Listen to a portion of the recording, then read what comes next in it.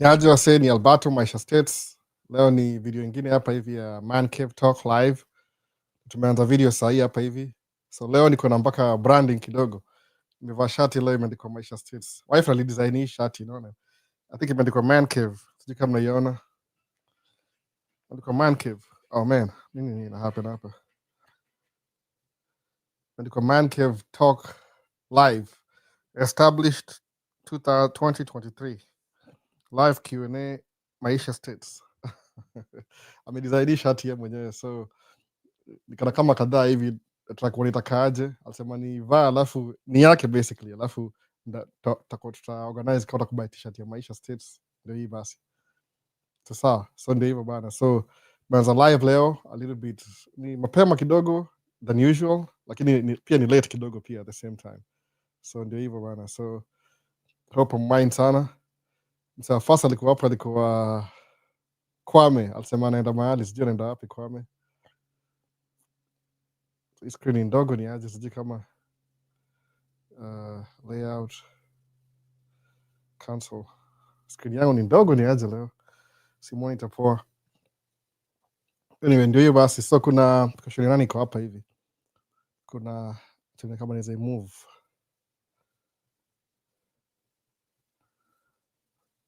size tall, arasize medium.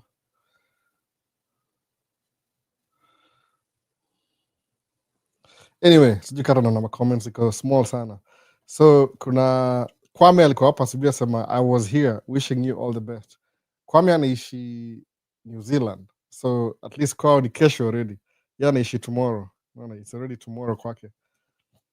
So hopefully sound iko poa, sijasikia kama sound iko fiti.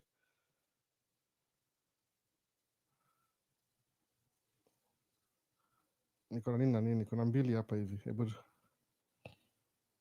I know which is which. Niko na live gani hapa? Nilifungua mbili at the same time, sasa sijui which is which.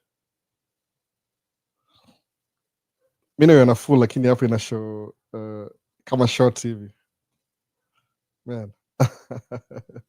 What happened? Kuna live mbili hapa hivi. So kuna moja hapa hivi, alafu kuna ingine tuna kama naweza add. Kanisikia lakini sijui kama iko poa.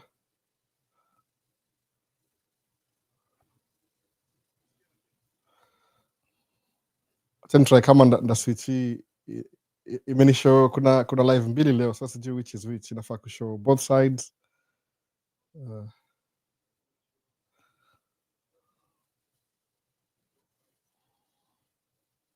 Copy ingine. Please hit the lights button. Lights ama like button. So imedo nini bana? Na kama kuna kitu nimesahau hapa hivi. Kuna live mbili, chaniona.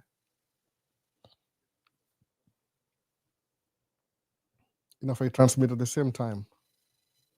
I think so. Yeah, maybe not transmit at the same time.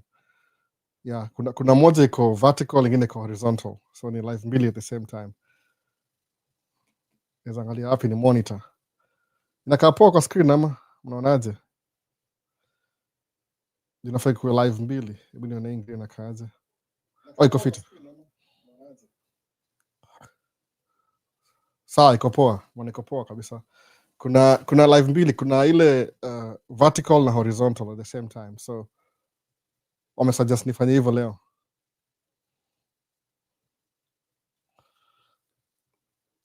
Back to Q&A. So tumeanza live hapa hivi, kuna leo na transmit at the same time. I mean, nilipata update that naweza do both at the same time. Ile vertical, YouTube ina encourage vertical pia. Nimesahau nini kabisa? Sijui nimesahau nini kabisa. Nimesahau ku plug in 1 2 3 4. Samahani kidogo, inabidi nitoa hizo ma connection kidogo. Juu nimesahau ku plug in power. So disorganized. Nikina hapa. Power code.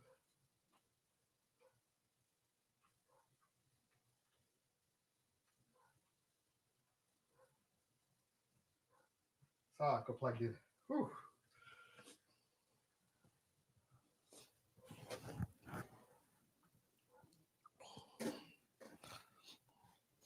New things. kuna new things yani. Leo iko disorganized kiasi. So ina show kuna vertical video na kuna horizontal video at the same time. So wacha nina makioni haraka. Oh, by the way, sijaanza TikTok. Tuende kwa I was here, Kwame. Alafu kuna Virox vipi?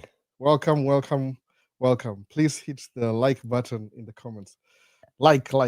Anasema light, umetype haraka sana. So Climate anasema nini? Anasema Roy Sambu tuko locked in. Karibu sana Climate X.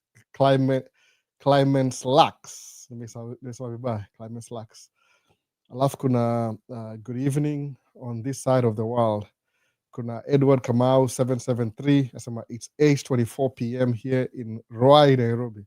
So hiyo ni time poa. 8 si mbaya sana. Ni 8, 7, 8, 11.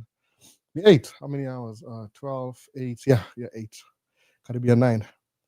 So welcome everybody. Please hit the like button and put a comment. Enjoy. Virox amesupport sana. Virox anafaa kuja hapa live sasa. Jojob imekatika kidogo. Anafaa kuja hapa hivi tukae chini. Ama vipi?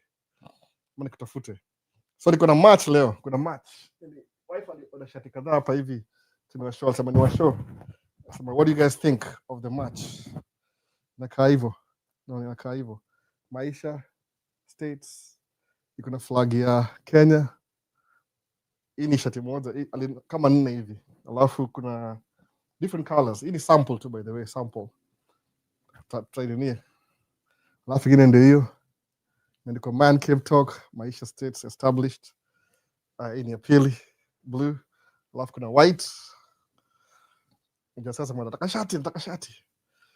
Ina cost iko printed na Dino Cave Studio. So na Dino Cave Studio. Si mimi nimeprint, ni wife aliprint. Amamwa hivyo sema sina nini. Imeandikwa Man Cave. Naiona Man Cave. Sawa. Ndio basi. Hiyo ndio story ya leo basi. Maisha States alisema wacha a bring sample. So he's in the first 4 samples. So alafu tuta finalize. Kana homa kiasi. Man. Weather may change. Ni aje albo tushafika. Hiyo ni poa. So kuna naweza switch wapi hapa hivi hebu tuone. Taka at least moja monitor hiyo side nyingine. Isikuwa at the same time.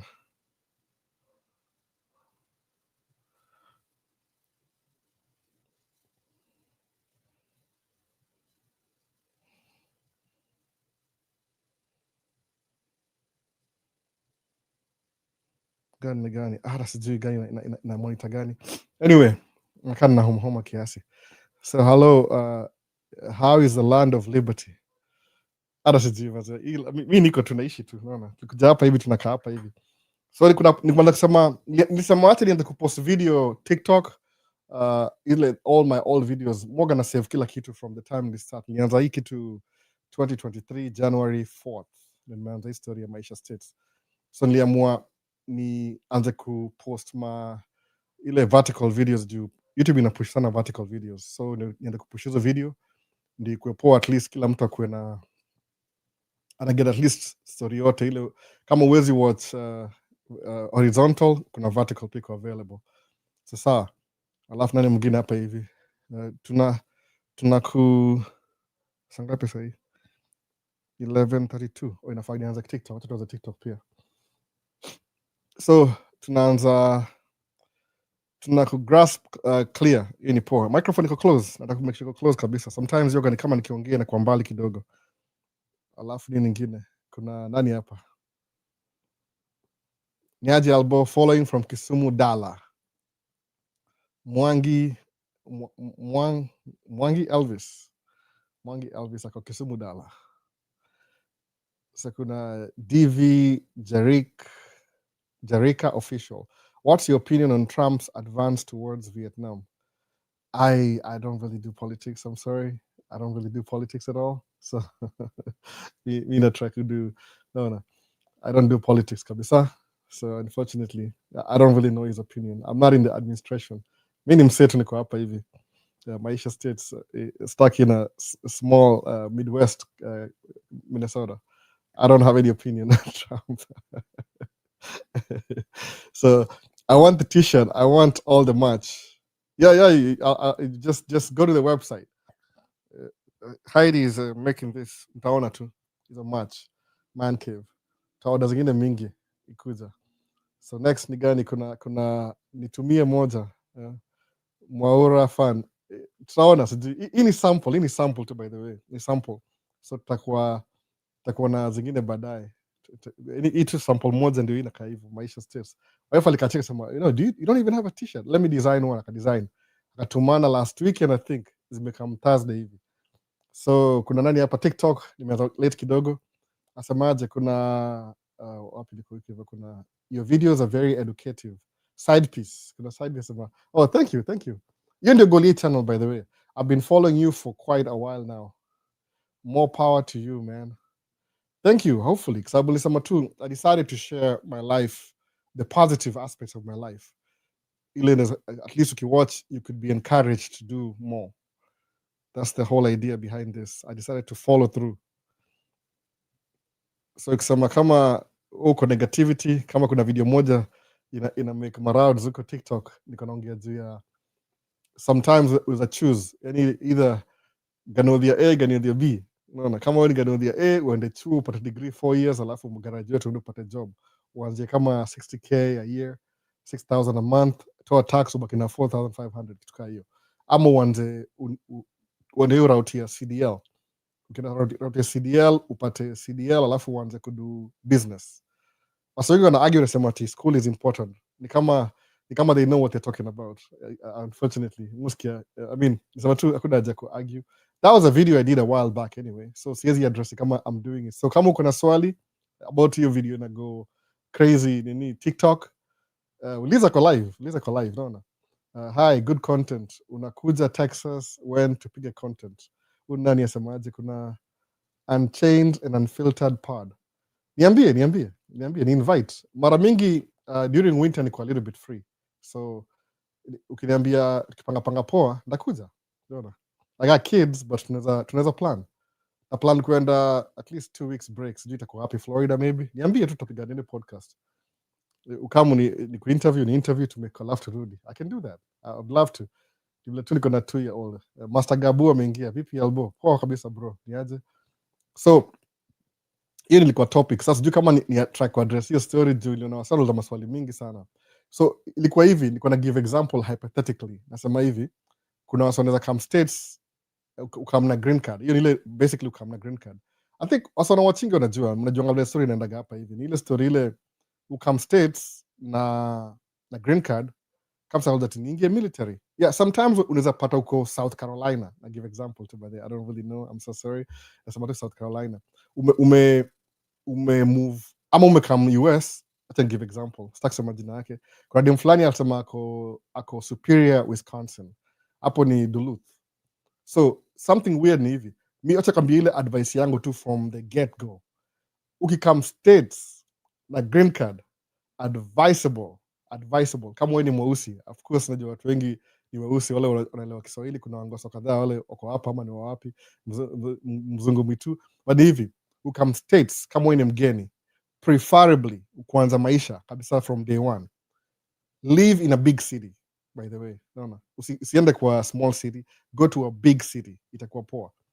Mtu move kwa small city ile also share establish juu big city kuna more opportunity. Sawa, utapata job haraka, uta make connection haraka, there's more people. Kama sijui percentage ni gani, but muangalia Minnesota as a Minnesota kuna population ya I think ausema ni nini? Minnesota population ni kama, what do they say? Ni 5.8 million population. 70% inaishi kwa cities. 70%. 30% inaishi all over the place. So wewe unakam kuishi Ocha na umekam na green card, hautakuwa na ile flow ya life. Itakuwa poa sana juu unaona hivyo, itakuwa ni kama unaangalia tisha. Itakuwa opposite kwa TikTok though. Bro, let's talk about that. I was about to go back to school, but whatever talked made such sense. Even Dr. M about to go to school. No, you can go to school, by the way. I'm not saying don't go to school. Ile tu unajua kuna the end goal ni nini? Ni kumake dough. Hiyo ndio msema number 1. So watu waliget hiyo video accident by mistake, walisema kama niko kama sikiza video, hata naweza play wapi, where can I play the video, sijui naweza ipata wapi. Sikusema man, hata sijui nilipitaje. Kuna wasi walisema ni video yangu, anyway I can play it online. Sijui kuna sehemu gani hapa hivi sasa. Ni video yangu basically, naona sijui naweza play wapi kabisa, labda ndio play baadaye. Sikusema hivi, nilimesema specifically naongea juu ya, acha nione kama naweza ipata hapa hivi, TikTok. So wameniingilia ni aje, unajua at the end of the day ni kumake do, that's the whole thing. So experience yangu ni hivi, I suppose kwa my own personal experience. Mimi nikamku stress na green card, acha ni give an example. Nimesema mpaka naanza kurudi nyuma ndio watu wajue. Nilikama hapa hivi na green card 2007. So niko naishi na Kuzo, hata sisi pia alikuwa student, so niko naishi na Kuzo. So kusema kweli kabisa, Kuzo pia alikuwa anaingia chuo, so ilikuwa kama tunaanza maisha at the same time. Ukikuja hapo unaanza from zero. Kama uko Kenya umekaa uko very comfortable na job yako, utakuwa na different perspective. Unasema shule ni muhimu sana. I agree, by the way, I agree. Virox, una Virox hapa hivi, Virox ndio huyu. Virox ako na nini? Virox ndio huyu hapa hivi. Come in to get them now. No, don't come down. Don't come down. Okay, Virox for example, wacha nitumie Virox hapa hivi. Hiyo si jina lake real, ni Virox. Virox ni engineer. I'm not kidding. Virox ni engineer. Alisoma akona bachelor's degree engineering. Okay, nimemjua miaka mingi sana, at least maybe almost after 20 years, Virox. So yeye mwenyewe akona degree, yeye ni engineer, akona doing a job. Akaamua akasema hivi, naingia tracking. Mimi nilimconvince by the way, niambia niaje kama uingie tracking. Mza, how much money do you make? Akaniambia come to do tracking. Hebu muulize kama alitafuta job tena, kwa sababu watu sawa kitu moja. Ukikuwa umeishi Kenya, it depends where you live na perspective yako. So kama watu wanaamini aje, okay, you'll come to America kwa green card, alafu uingie shule. Chances are utaingia na student loan because you don't have money, by the way. Let's be honest. Kama una do, you need different story. You need minority. Most people don't have money. Utachukua student loan. Kama sis wangu ule ananifuata, ule ako chuo sasa, anaingia chuo. Alikamuku na masters tena ameingia chuo tena. Mimi ukiduza should she go to school or not go to school? Akona master's degree already. Unaona? In a business something, marketing sijui. Lakini ni hivi, once umeget your degree, itabidi utafute job. Somebody has to hire you. So mu ulizaga hivi, hii talk tumekuwa hapa for a long time, the last time 2023. What's more important? Ni kupata degree, alafu ndo show off, I have a good piece of paper, alafu ndo kuget job, ukuwa discriminated upewe job moja ya ujinga. Unaona, token black guy. Ama uanze business yako kwa sababu potential ni gani? Ukisema unaanza business leo, kama watu sema ona kama lemu doing tracking ni I'm just a driver. True, by the way, I'm just a driver. It's the easiest thing ever. I'll be honest with you. Sijaenda shule ya mtu, sijafanya exam. What I did ni hivi, kama naanza from the top. Kuna nini sijui kama niko hata nifuate ma Q&A. Bro, let's talk about that. I was about to go back to school, but whatever talked made much sense. Sasa huyu ni Dr. M. Master Gabu asema ulikuwa unapeana comparison ya mtu atafika hapo aanze hustle na mwingine aende shule. Exactly. Niko na hiyo option, by the way. My first choice ilikuwa kwenda shule. Nikasema hivi, sawa, I can start with a community college. Niko na job ngapi? 2. What time does quiz ngapi niende chuo? Alafu anything ya kunimake nikuwe stable inge take 4 years technically. Sababu kama ningeingia nursing, mtu huanza na community college. Hata sema hiyo community, hata sema community, ndio watu waseme community. Ndio watu waseme asema community. Yeah, hiyo ni accent ya America. So community college.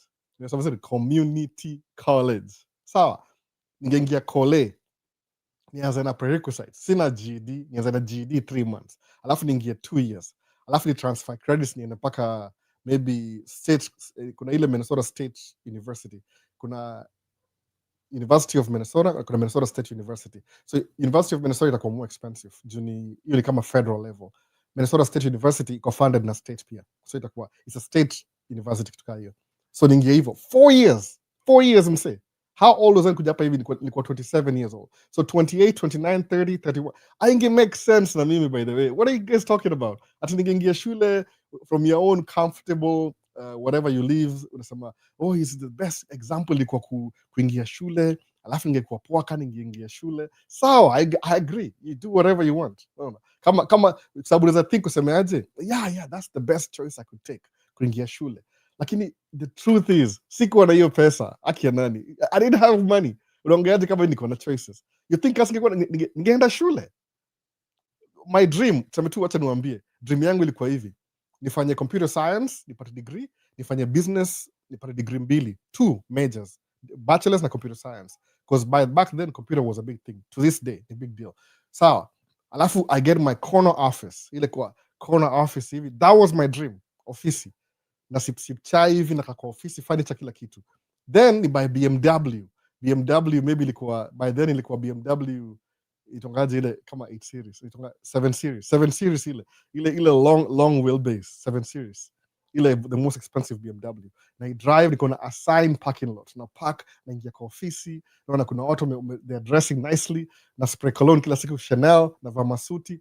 That was my dream perfectly. Okay, that was my dream, nipate job na kila kitu. Okay, that's true. But okay, nikimake your dream ikuwe reality, how do I make that dream ikuwe reality? What choices do I have? Nichukue studio ya 200,000. I mean, come on man, unajua sema ukweli, kuwa realistic. No. Okay, Albo, chuo ni muhimu, wacha story more. Sikuwa na chapa. So what did I do? Nimeingia hapa hivi nikaget minimum wage job ya kwanza, ilikuwa nafanya kwa factory Boston Scientific. Nishapeleka tu siku moja, video moja hapo, mkirudi back utaona kwa YouTube, at least TikTok hakuna. So nikaenda Boston Scientific, nafanya kazi Walgreens nilifanya huko the longest time kama part time, juu kana doing at least maybe every pay period kama 25 hours 25 hours hivi. That was my main job.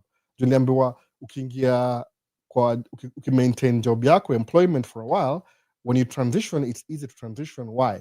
Because uko na hiyo foundation, uko na hiyo background ya nini, you have the background at least. Sawa, kusema okay, sasa na maintain hivyo. Nili-maintain, by the way, I really maintained your job for 2 years. So how did I get into trucking? Number one, ilinunua gari ya deni, because somebody gave me a car for a month. So I want my car back. I was supposed to buy the car. So sina pesa, inaongea juu ile uko zero, you don't have anything. So nikasemaje, nikimake decision yangu kwenda mbele, I have to make a decision ile ita sustain my survival. Sawa, si ati ni oh man I'm so privileged, oh Albert you're so wrong. Unaongeaje kama nilikuwa na privilege? Ndio kama nilipia fee ningeingia chuo, that I would make you happy. I think dream ya my dad, by the way, my dad yuko hapa States, by the way. All my family yuko hapa, the whole family. That's the thing. I mean, it's better than a degree. Come on. Kusema hivi, ndatafuta the quickest way kumake doni trucking. Nikachukua loan ya $6,000 kaingia truck driving school for 2 months. Ilikuwa 3 months at least. Why? Because niko na attend only weekend classes. I could not afford to take days off, because naishi na kuzo, tuko wawili, 1 bedroom apartment. Mimi nalala kwa couch, yeye analala kwa bedroom juni. Yeye ndio mkubwa kuniliko, so ilikuwa hayo yake anyway. Aliambia kuja tuishi pamoja to split bills. Sawa. So that's what I did. Nilikuwa naishi na kuzo because ilikuwa, that's the only thing I had to do. I mean, sikuwa na choice, by the way. Sikuwa na choice because we were surviving, both of us. So naishi na kuzo hoping for the best. Alafu sana biati albu ungeingia chuo ni more important. Sawa, but I didn't have the money. Reality, naona kuna fiction na kuna reality. So nimechukua loan, nimenunua gari, ilikuwa Toyota Corolla S. Ndapigia hiyo video, sina video na mapicha. Nikachukua loan, nikaingia truck driving school. Alafu nikaingia Swift transportation. Kwa nini kuingia Swift? Kama uli train outside their training school. Wako na training schools sijui Arizona na Tennessee, I think so. I don't know, back then at least. Maybe wako na more places. So they will train you for a month, but singe afford hata kuenda kutrain you for a month, because how am I going to feed myself? Kama ningeenda kwa Swift kutrain you nao, ningeomba loan ya 10,000-15,000. Ilikuwa too much. So because ilikuwa convenient kwangu, I took weekend trucking classes at the same time. Nikienda job Monday through Friday, nikienda trucking weekend. Saturday 10 hours, Sunday 10 hours. Because technically trucks driving school, you take 4 weeks. Ile 40 hours times 4. So me, because I was doing 10 hours in a weekend, ile class I was going to take 1 week, it took me 2 weeks. Kwa nini? To do 40 hours, I need 2 weekends. So nili stretch training yangu. Then nika-fail mara kwanza, nika-fail mara pili, nika-fail mara nne, nika-fail. The 4th time nikapata license. But a license, then I had to quit my factory job, nikaingia Swift transportation. alafu nikaenda singekaa 2 jobs anymore. So because now naishi, I'm driving over the road ile masafa kila mahali, ikabidi I'm still paying my bills. My first month nilikuwa nalipwa peanuts, by the way, but I knew one thing, nisha get license, I'm paying my dues. Hiyo ndio example ya Ganodia A na Ganodia B. Kwa nini? Because that's exactly what my life is. Nilianzia hivyo, sikuwa na choice. Don't act like, oh man, I'm so self-righteous, virtual signaling, albona danganya wase Kenya, naambia wase, dude, please. I'm not even mad, by the way. Ile tu, it's easier kukuwa na opinion kama you're not really experiencing when the rubber meets the road. Mi sikuwa na do, by the way, sikuwa na do. I'm not kidding, nikuwa broke. Kwani msadishi silini mdosi huko? Hapana, at least maybe sahii wako sijui, but back then sikuwa na do. Loan everything nimedo states tangu nikuja hapa day one, naomba loan na pay off, naomba loan na pay off. So ukiniambia ningeingia chuo, kuna wase wao kuja hapo wanachapa chuo na graduate, then they don't get a job, they don't end up drive truck anyway. So kuna student loan na umeingia virus na student loan, muulize, ndamletaka podcast na mtafuta next week tukae chini tuongee, niseme hizi, acha niandike hizi questions alafu wajibu reality na fiction. Tracking rahisi, oh, it makes it so easy. Yeah, on a 2 minutes video itakaa very easy. It's not easy. Who said it's easy? Lazima work hard. Kidding me? No. So so mimi nimeka Swift the first year, the second year nimeingia construction. Nisha get 2 years experience. Nimeingia construction, driving for somebody. Aitwa Basil. Become drive here for a whole year. Do you know what happened when I drove for that guy? For the first time in America, I was able to afford my own apartment. Ilikuwa $600. Guys, you think it's a joke? Maybe saizi junior. Saizi a cost of living meenda high kidogo due inflation. Back then ilikuwa $600 a month. Singe afford kulipa rent peke yangu. I had to live with roommates. So that's when the picky choose here. Nisemaje, when it push comes to shove, unaangalia the quickest way to get me to the goal, kumake do. So alafu niambia ati kwenda chuo ni muhimu. I agree if everything works out. But mimi nisemaje, I'm going to carve my own path. Umeona sasa? So ukiangalia sahi sijaienda chuo. Unaona? Mimi nadu hapa live, unaona? Mimi ndio nadu live. So, it's kwenda chuo. This is like no school kind of guy. Msema singekuwa close to where I'm at right now kama ningeenda chuo. I'm going to be honest with you. At least for me. Some of you guys mtaenda chuo mtakuwa poa. Me, that's not for me. Unaona? Hii simu hapa, I invest, I spend money to do videos for free. Unaona hivyo? Kama ni example nasema hivyo. Na spend money. I'm spending money. I'm paying for hizi vitu zote hizi kama charity kwangu because I'm spending money to just do the live. Unaona hivyo? Alafu that's the truth. It's good to be honest. Something like Q&A ndarun sana hapa hivi. This is not for me anyway. I'm just trying to explain something. So Virus know you. Naona coming to get them now. Ako YouTube asemaje? The video with your family ulikuwa unakimbiza gari. Ni freeway, niko freeway mse. Niko freeway. Naona tuko nimechelewa. Actually kwa very sikutaka kupost hiyo video by the way. Niko hata ni post tu nikumbuke. Because nilifaa to travel this weekend pia nikakataa. Sema I don't want to go anymore. Nishaanza kuwa na allergies na act up. So sitaki kwenda outside. Nimekuwa indoors from Friday by the way. So the video with your family sikuwa na ilikuwa freeway. That's the freeway. Naona freeway tuna driving hivyo. Albo questions. How does failure help you become successful throughout your career, and how do you compare between gold and stocks? Both are good, by the way. You can buy gold. Gold is upper states, by the way. Unaweza buy gold. Unaweza buy in coins. Kuna coins za gold. Coins. Really, kama sina coins hapa. Niko na coins mahali hapa. Ni gold coins. Unaweza buy gold, by the way. By the weight. So I was mint kama coin, alafu na buy coins. So what you do, the expensive, I think the maybe I don't know how much gold costs. Ni by the pounds. Kuna measurement flani kama whatever weight, gold is this much.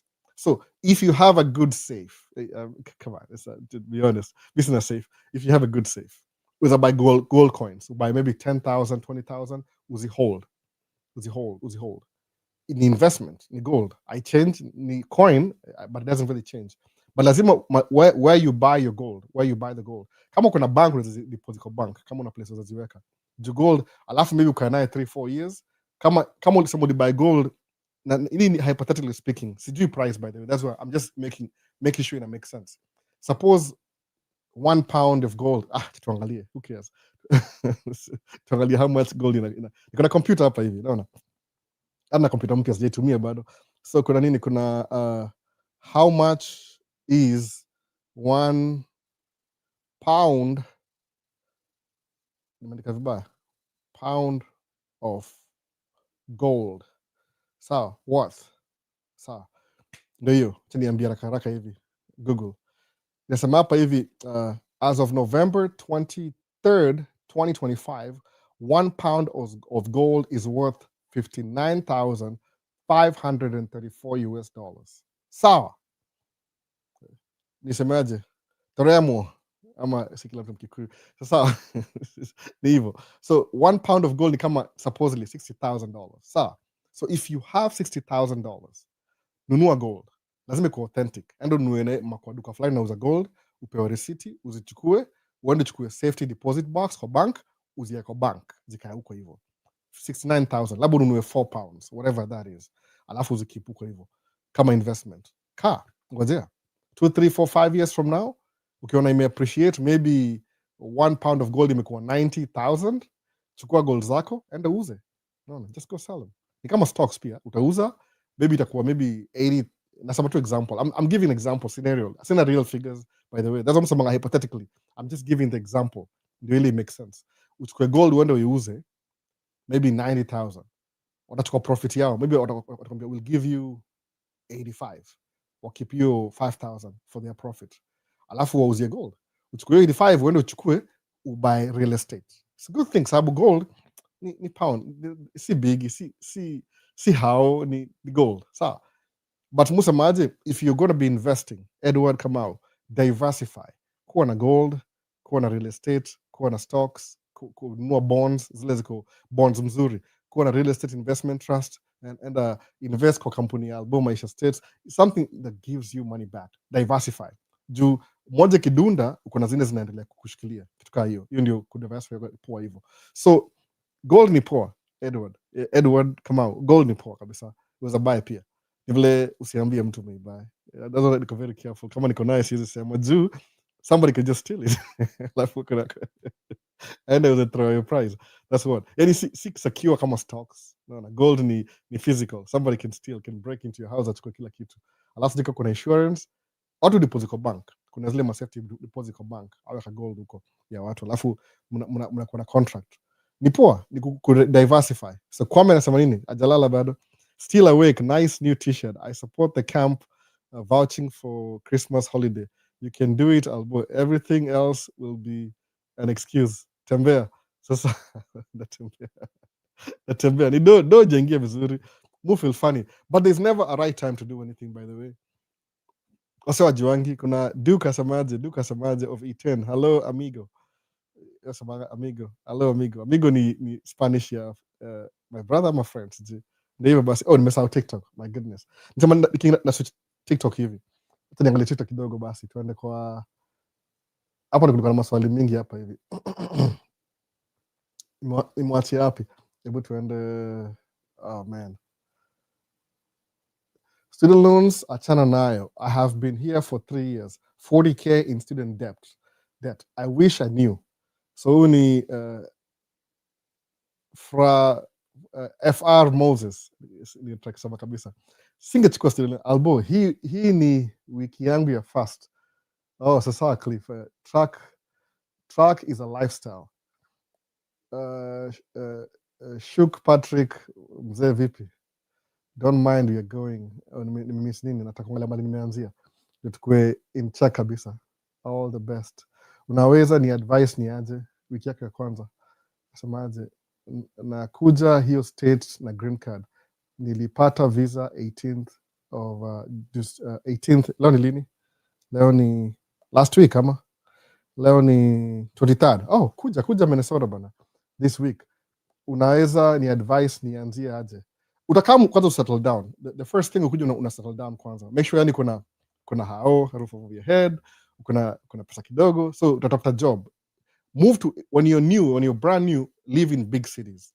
Alafu ndio ukishaanza kuestablish, you can move to the countryside ama whatever you want. In the big cities kuna more opportunity, especially for a new immigrant. kuna more opportunity, kuna watu wengi, kuna job mob, kila kitu. Hata my wife ni alikuwa naishi Ocha, ni demo Ocha, inaitwa Eagle Bend. Mngeona hiyo nikitravel, recommend mngeona. Sijamaliza hiyo video by the way, kuna video zingine kufika kurudi, maybe naimaliza, sija hizo zingine bado, but ni back in March, si video ya sahi. Nisema tu I wanted to skip the video. So kuja kwa kama una move states na kuna green card, come to a big city.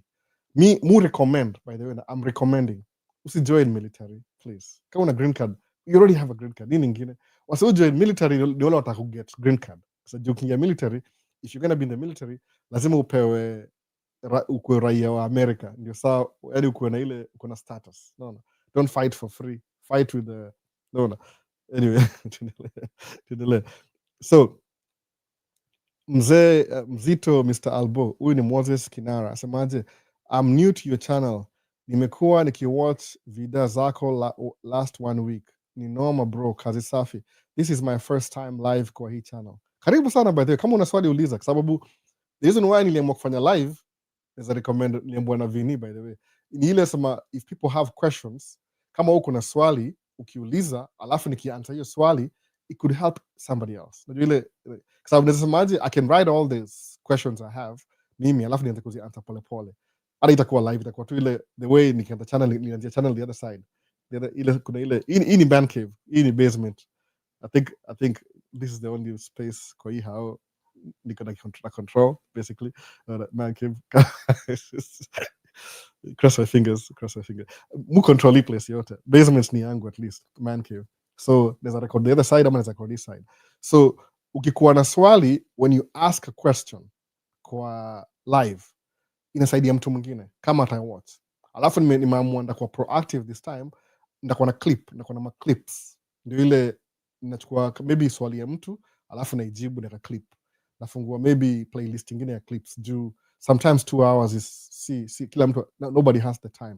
Mona ndai clip kidogo peke yangu tu, by the way, when I have time. Nimekuwa very proactive juu my daughter is getting older, na muka na yeye nikiedit anyway, so si big deal. Not hivyo. So kama uliza tu swali alafu whatever somebody else is thinking about, kuna wasoga shy what I get the same reaction based on me, yani my experience.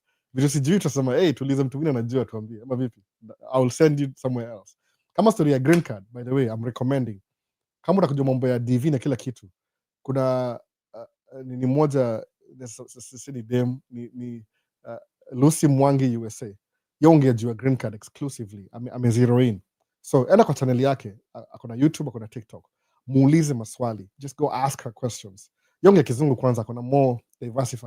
Mimi niliamua sibonge Kingoso, mimi ni Kiswahili, najua Sheng yangu inakuwa outdated kidogo, but nda improve, ndauliza wase, ndakam Kenya, alafu nichukue script ni update my Sheng proficiency, ndio nikuwe up to date na Gen Z. But so enda kwa Lucy Mwangi USA, umuulize maswali, atakujibu mambo ya green card. Kwanza naishi Delaware karibu na DC, naona vitu hizo, so atajua more than mimi. Mimi na choose, ukishamaliza na green card na Lucy Mwangi, unakama hapa hivi kwa personal development, kwa sababu siwaambii vitu stories za jaba juu. That's exactly what I'm doing. Naona mimi ni zara tracking, sisemi you can get another job. Kuna sababu nipigia simu nimuongea na wao, kuna options zingine, but ile msemaje, if you're going to choose hii path ya tracking, you have me nakufundisha. If you choose your career kwenda sawa, I mean it's okay, I don't mind. No, pia wewe ende ukue specialize na hiyo story unafanya, alafu if you're gracious enough, share your story yako kwa watu wengine. Kama umeenda military, unajua military ni poa, ambia wase this is how you unaona cheat code. Kile mungu fani na military ni hivi, si mimi nasema hivyo, nilisikia kwa wase watu wa military, they have a very good discipline. They're very good at following instructions, unaona, which is good kama ni military. Lakini when it comes to like being a civilian, sometimes they are stuck na hiyo story ya military, ile discipline, order, kila kitu. Kukua vile mufanya, mi si truck driver by the way only, I'm a small business owner. Other fact, I'm a small business owner. I'm a big business owner. Big business. Big business owner. I'm a business owner. That's what I am. So kama una making okay, truck yangu your first by 2020. It's paid off in full, 240,000 in less than student loan money, by the way. If you're doubting. No, student loan how much? 40K. Truck ilikuwa 240,000. Iko paid off in 5 years. Clean. Hiyo truck yangu red paid off in full. So niambia nini ati niingie chuo? I can't do everything. Niko na one life to live. Nikichoose path ya tracking, I'll stick to it. Sawa. So angalia question na come next ni ya Virox. Angalia Virox asemaje na somo yake. Virox asema hivi, I started tracking after Albert influenced me and I never look back. The business grew so fast, I saw more potential here compared to working for some other people. Huyu ni Virox engineer, by the way, ni engineer. Sikia engineering, ile itangaje? Kuna ile itangaje nimesahau. Math, science, engineering, na nini nyingine? Nimesahau hiyo jina. Ni engineer, anadoing tracking. Kwa nini? Sababu basically ukido tracking, you're a small business owner. You determine, yani you take everything kwa nini yako. Usema, oh, but over the road unajua, wachana na gossip. Uliza wasa unajua information straight up. Wasa wasema, oh, na kukaa nje, msee, mimi sikuwagi naenda nje. Si niko hapa na do live on Sunday. Shari na kwa track stop mahali nimekaa na sema sijui niko sijui. Anyway, labda mna watching Kituosis. Kituosis hiyo ngana do over the road. Umeona? Labda ana hao, labda ana invest Kenya. Kila mtu ana taste yake. Mimi na familia, I have 4 kids. Siwezi kaa out of the house. Ndakuwa hapa every day. So hii nilikuwa the best tracking available. Juu nikikuwa over the road, when I try to get a local job, niliambiwa you need 5 years experience. So basically, after 2 years, nilikam local. So nili override system. Who hired me? An African, kama mimi, Nigerian guy, alini hire, anipatia opportunity.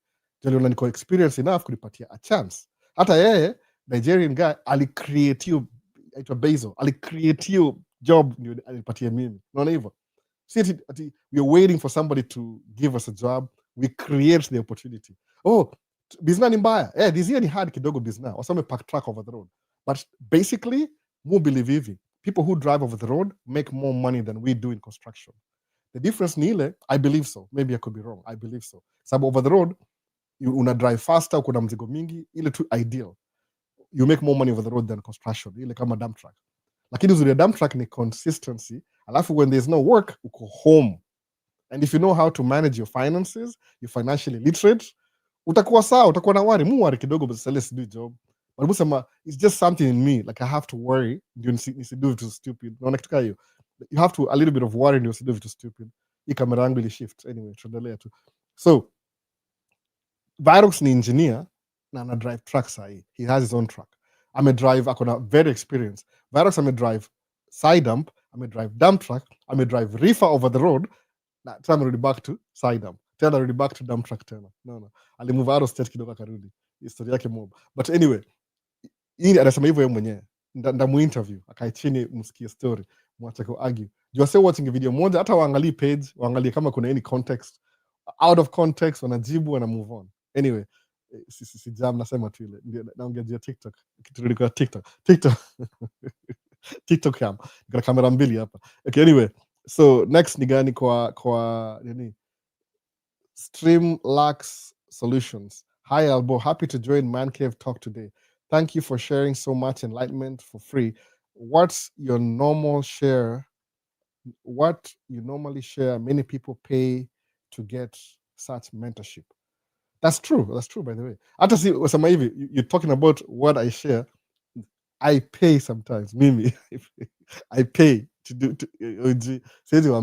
I'm paying to learn some things. Alafu nikizipata, kama ujai notice, dazo mungi Kiswahili juu, nikiongea hizo story I pay to learn in English, itatrigger ule msali nifundisha. Ni kama I'm sharing the information for free. Now information yao. So whatever I'm sharing zingine nimelipia. I'm not kidding. You think I'm kidding. I'm not kidding. Zingine learn nalipia. In the background. Lesile lazima niwaambie juu nikimention itaharibia huyo msee. That's imagine nitakuwa translate kile mimi na learn in Swahili. Sijasema I know everything, but nile if you are smart enough to realize, wait a minute. Ninaweza na shule, nifanye 4 years, then I cross my fingers I get a good job. Okay, do that. I'm not that kind of person. Mi mind yangu sikuwagi structured. That's why siwezi ingia military. Nikiingia military, ndauliwa ile the first trip. Do mind yangu think everywhere. Oh, I said this. Ni kama I don't know how to describe this. Nikiingia military hivi, siwezi toboa. Mi sikuwagi structured. Niko scatterbrain. No. Boom, boom, boom, boom, boom, boom, boom. Angalia mahali, okay, I'm supposed to shoot that. What about this? What about that? Siwezi toboa. Sina hiyo discipline. Na pia watu wengi wana hiyo discipline. Na hivyo unathink hivyo alafu ukue deleted. Alafu baki ulikam states when you are kwanza, uja bring family yako, alafu imekuwa deleted. I mean, itasaidia nani? Mimi nasemaga my first dream kuingia track, kufigure out wait a minute, hii tracking kuna vile kitu iko poa, nikarealize iko poa. You know what I did? Nisema my first goal ni kubring family yangu yote, so I don't have to go see them, wako hapa. And ilikuwa tu desire, ilikuwa na ile kama manifestation. My first goal ni kubring familia hapa. Do you know what happened? Niliwabring wale niliwabring, hata wengine ni kama ili attract attention. Juices out of nowhere aliget green card. No, out of nowhere alikama green card kivyake, Suda ananifuata ule mbigi pia.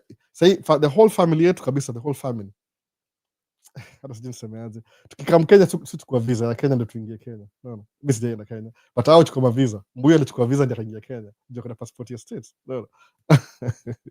Juu ya history ya siku hizi ya administration ya huko hivi. Anyway, TikTok. So kwa TikTok camera, ni TikTok camera sasa leo nimetry kuwa efficient. Hapa nimewachia kwa Virox, ama ni kwa Streamlack Solutions. So hapa ilikuwa nini? What's your thought about the film industry and AI? Is it going to change?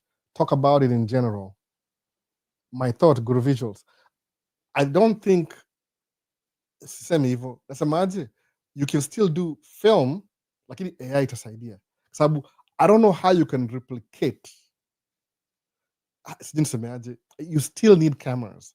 Ikisemaje, I'm shooting, sababu the people who are shooting video lazima wa shoot video kwanza ndio AI borrow from the video.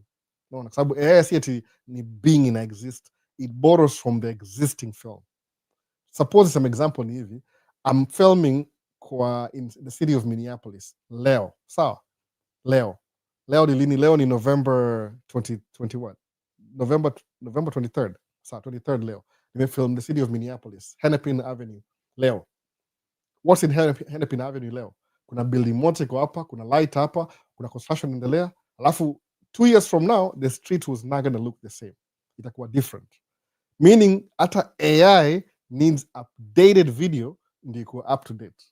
So I don't think it will take over. What do you mean take over? It can't. Says movie itabaki, ukiangalia ukiwatch video ya AI si natural kama cinema.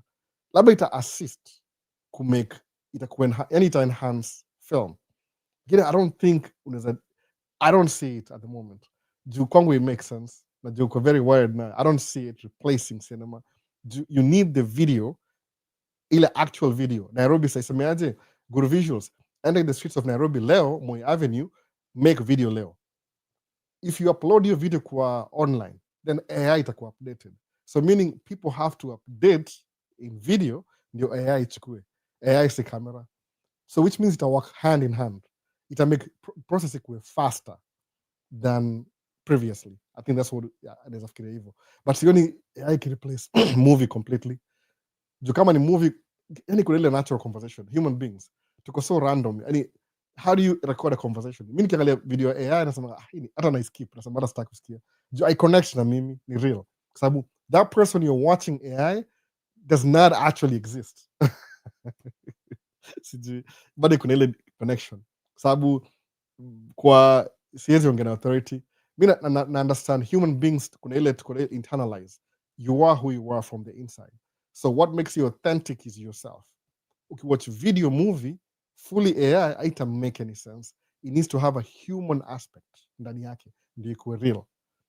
Kana jua kwa sababu off wana subscribe kwa Maisha States is not because kuna ile yangu na kama ku run ad sawa. Uza run ad na hiyo. Uchukue existing film alafu incorporate AI alafu it makes sense. But ukisema una run AI peke yake bila updated, AI needs new film to feed the AI algorithm. So I don't know. Stock footage lazima it exist bado. So I don't see it replacing, at least according to me. So good visuals, bado kuna job bado. Your dreams ziko poa kabisa. So FR Moses Samaje Eva nilitumia credit union ya hapa. Oh, something nilimiss question. Maybe amemjibu. Job ya truck driver hukuwa easy kupata. Very easy kama uko hapa na uko na license na uko na uraia. Sasa uko very strict to administration. You know who's president? Ni strict. Lakini musa manga long term. Ukiniulizaje kuna msalisema jana ati nimeona wase wengi which najua ni uongo. Wase wengi wamepack truck zao or do thing anymore. Sikiza mse, you can have a degree ukuja ufanya tracking kama Virox akona degree na anafanyanga tracking, so in case tracking i die out now kidogo, ataingia tu degree yake like do job sawa, lakini you still have the track. Remember that mi nimedrive track moja the whole year na track mbili, moja nimeipark the whole year. What am I losing? I'm losing $2,000 a month track payment. It's true, by the way, I'm losing $2,000 a month kwa hiyo track, 2,200 plus parking, insurance, yeah, 2,300. Okay, naenda kuongeza, it's making me depressed. So I'm losing money. But next year, if things improve, guess what? That's exactly where I left off. I still have the truck. Ni business. Sababu unajua nini uzuri ya business ni nini? Okay, kama hujaijua trick, watu wasema go get a degree, go to school with a student loan. Business kitu moja ni hivi, you make more than you need. Every single month, you make more than you need. Video yangu moja nilipost leo kusema I was making 10,000. Hiyo ni 2 years ago. Unaona? Sasa hivi kila track mbili mu make double that. Hata more than that saa zingine. Hata kuna haja kuambia bure, mnaweza mkosea kwa depress bure. Unaona? Musa magativi nauliza msee, na kama niko broke kwako kweli, do I look broke to you as a business owner? Oh man, I regret I should have just gone to school. Maybe, oh my goodness, I should have gone to school. Do I look broke to you? That's hivyo. No, I'm not broke. If I do, maybe, yeah. Maybe you're richer than me, which is okay if I look broke to you. But do I look broke to you? No. Small business owner. Small. That's a big deal. Small. No. Business, you make more than you need anyway, every single month. Ile effort yako inaenda mbali sana. It doesn't just stay there. Inaenda mbali. So if you get a degree, get that degree. Good. Come on your time. I'm sorry. I don't know. Come on your time, get degree. But move on, usemeaje? Get degree yangu, so I want to start my own business. Nikisema tracking simanishi just driving the truck as a job, namaanisha you own your own business, you determine your destiny. Unaona, mu buy vitu sasa kama unaona TikTok, how much is this microphone? Example, how much is this microphone? Nili buy cash. How much is the microphone? Kuna DJI hapa, how much is DJI? 350. Hii hapa hivi alone pekee ukiangalia hii ni $1,000. Do you think ningekuwa na job ningebuy microphone? Kuna phone hapa, hii ni iPhone 13 maybe. How much is iPhone 13? Jiulize hivyo. The business is taking care of me. So kama ningeingia chuo, yeah, you can get there too. Kuna career fulani specific. You have to be the first one to get there ndio upate hiyo job. Kuna best yangu najua mmoja hapa hivi, yeye umekama $250,000 a year na job. But do you know how much experience she has? Ni dem, by the way. Mademo samanga wajui ni dem. Akona experience juu, na ukiangalia kama atakubali ni mu-interview, I don't think so, but maybe atakubali ni mu-interview. Yani ukimwangalia why she's making $250,000 a year is because ameinvest na vitu mob. She never, yani hustler. Alimaliza degree ya business, anadoing hivi, ako hapa hivi, ako na training hapa, ako na business, $250,000 a year. Yani ni hustle. Seti amekaa na ngojea tu akiwatch TikTok alafu ana comment, hata understand video. Kama naweza kubali za mjani ni mu-interview, sijui kama nakubali, na try. Na ni mother na watoi 4. Sema nini ba? Mother na watoi 4, ana doing job, ako na tracking company. Are you kidding me? Anajijua. Okay, acha tuachie hapo. Ndamtoalisha mob sana, tuendelee. That's what I'm saying. Ni unafanya bidii. So kusema ati na get degree alafu ni nyamaze. You're kidding yourself, man. Don't do that. No. Get degree. Sawa, if you're young enough, get degree. Anza business. Ile business mujua, what I understand, ukuja kwa hizi streets za Maisha streets ni tracking. Kwa nini? Kama mjui Virox iko wapi? Sijui kama Virox bado yuko. Watu live, watu ingia wakitoka, sijui kama bado yuko. How much do you get paid an hour, by the way? 1 hour tracking, $125. Una track 2, $250 an hour. Una track 3. Niambie, best yangu una track 9. Hata hizi ingia hapa, doesn't really have time for YouTube. Yanaambia, oh Albert, thank you for doing the YouTube channel. Doesn't care. Naona kuna watu wana track 9, wengine kuna 5, wengine kuna 3. Mimi ndo nina 3 alone. Na mimi 3, wife akona degree na you drive track yake mwenyewe. Unaona, you determine your own destiny. Au ngojea timsaka mkukukapati, oh I'm going to get a degree then get a job. Alafu sema ati alboyo ni uongo, track inaumiza wase. Okay, sasa basi wewe unajua mob kutuliko. I understand that. Kila mtu ana perspective. It will take you a while to understand. But I can't explain my whole life in 2 minutes. Lazima usemaje, video zangu ziko scattered all over the place. Jaribu kusemaje, acha niende ni watch video za Albo zote, alafu ni kama kuna question. Muulize, ulibayangaje track ya $240,000 kwa pay off? wife akona student loan, wife 70,000 hivi 90,000. Naona akona student loan, by the way, si ati amei pay off. Alimwambiaje the quickest way ku pay off his student loan ni kuanza business yako. Akasema whatever, bado you regret. Naambia hapana, sikiza, the quickest way, juu kusema uko na degree, by the time unafikia hiyo mshahara ya 20,000 a month ni maybe 10 years from now. Unaona, unasemaje this is the ideal, hii ndio shortcut, alafu nafuata shortcut. That's what I did. Ni kama una override system. Unaona, mimi nasema kweli kabisa, vitu mungu kama nikaangalia the things that nimekuwa able to accomplish juu na do business ni mob sana. Niko na dream ya kudo podcast. I just have a dream. I'm going to do a podcast. Kwa nini? People are asking me questions and I don't know how to answer them on the fly. I have kids. I have a business to run. Wacha nianze live. Okay, nianze live. Nasema, what do I need for live? Nili build pole, by the way. But everything gonna cost a lot of money. Because audio system yangu nisijui. It's a joke. Often I'm just because I'm driving truck and making mistakes while running a business, ni better than it, kwa sababu employment iko very predictable. No, predictable. Iko tu straight line. Unaingia job 30 days, unarudi home. Comfort zone. If that's your comfort zone, sasa. Kumbuka wale wasewaga wana take hiyo step kuingia business, they are more than wale wasewaga wana do nini degree. Always. No, always. So sijui nimefika wapi, hebu tuone kwa TikTok cam. Nimesahau TikTok cam. So green card kuna mtu anaitwa Brit Simon. He is well versed. Oh, that's good. That's good. Kama kuna mtu anaongea juu, enda kwa social media, look for people who they are really good at that particular thing. Alafu follow kabisa. Mimi nasisikia uchungu. Why? What do I have to lose? No, hata mimi saidisha juu mtu mgeni. I'm going to follow the same guy. Green card. Lakini ile suppose you win green card kama mimi didn't have any information to apply for green card, nili apply hata iko computer based, iko paper based. I get green card. Do I really need to apply for the green card again? Ever? No, I don't need to. It's a one-time thing. You should apply. Unless tufukuzwa hapa even easy my administration, but in Canada, I mean, because so experienced as a place, and I'll still make it. You understand system. Nimetoka out of Kenya, najua vile life iko out of Kenya. Alafu uta make it. Musamanga hivi, poverty has never been iko still prescribed kwa mtu. Ni mindset. You're never poor. You're just broke. That's it. You're broke. You're not poor. You're broke. Just a little bit broke. You don't have the money. That's a brag, by the way. It's just being broke. So mindset yangu ni hivi sababu it's amazing that mu think vitu through, alafu na follow through, zinakuwa hard in the beginning, then they get easier. Mona. Kuna mada moja mumfuata kila wiki, at least mu watch video yake kila siku. Ni mother, I think ni mother. Aitwa Cody, Cody Sanchez. I don't get you a laundromat. It's really unconventional business, how you can make money with unconventional businesses. So, you're going to choose your hard. Starting a business is hard. Not starting a business is hard. No. Failing is hard. Not failing is hard. So choose your hard. What do you want? Do you want to fail hard? Ama avoid it easy and hard side ingine? It's up to you. No. Nimemove now say tangu 2023.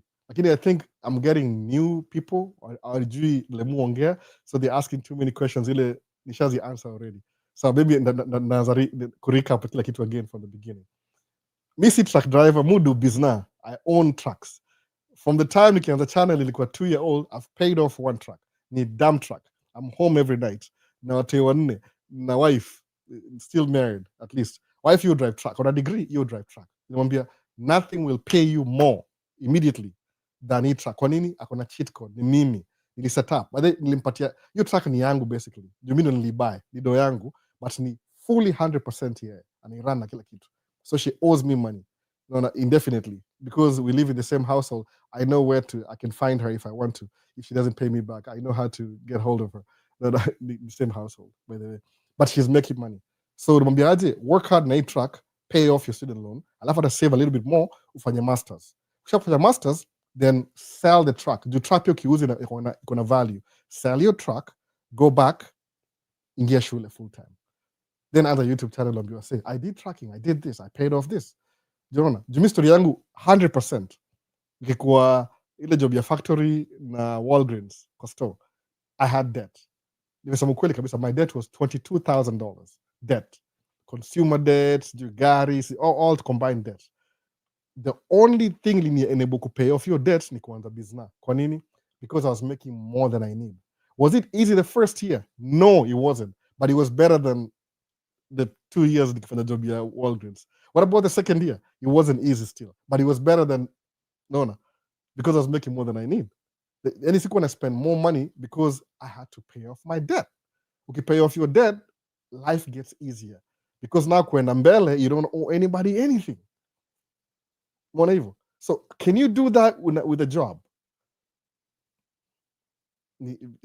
How many ukiangalia kwa structure organization, top management na watu wa chini, wapi ndio kuna watu wengi wako hapa chini, by the way.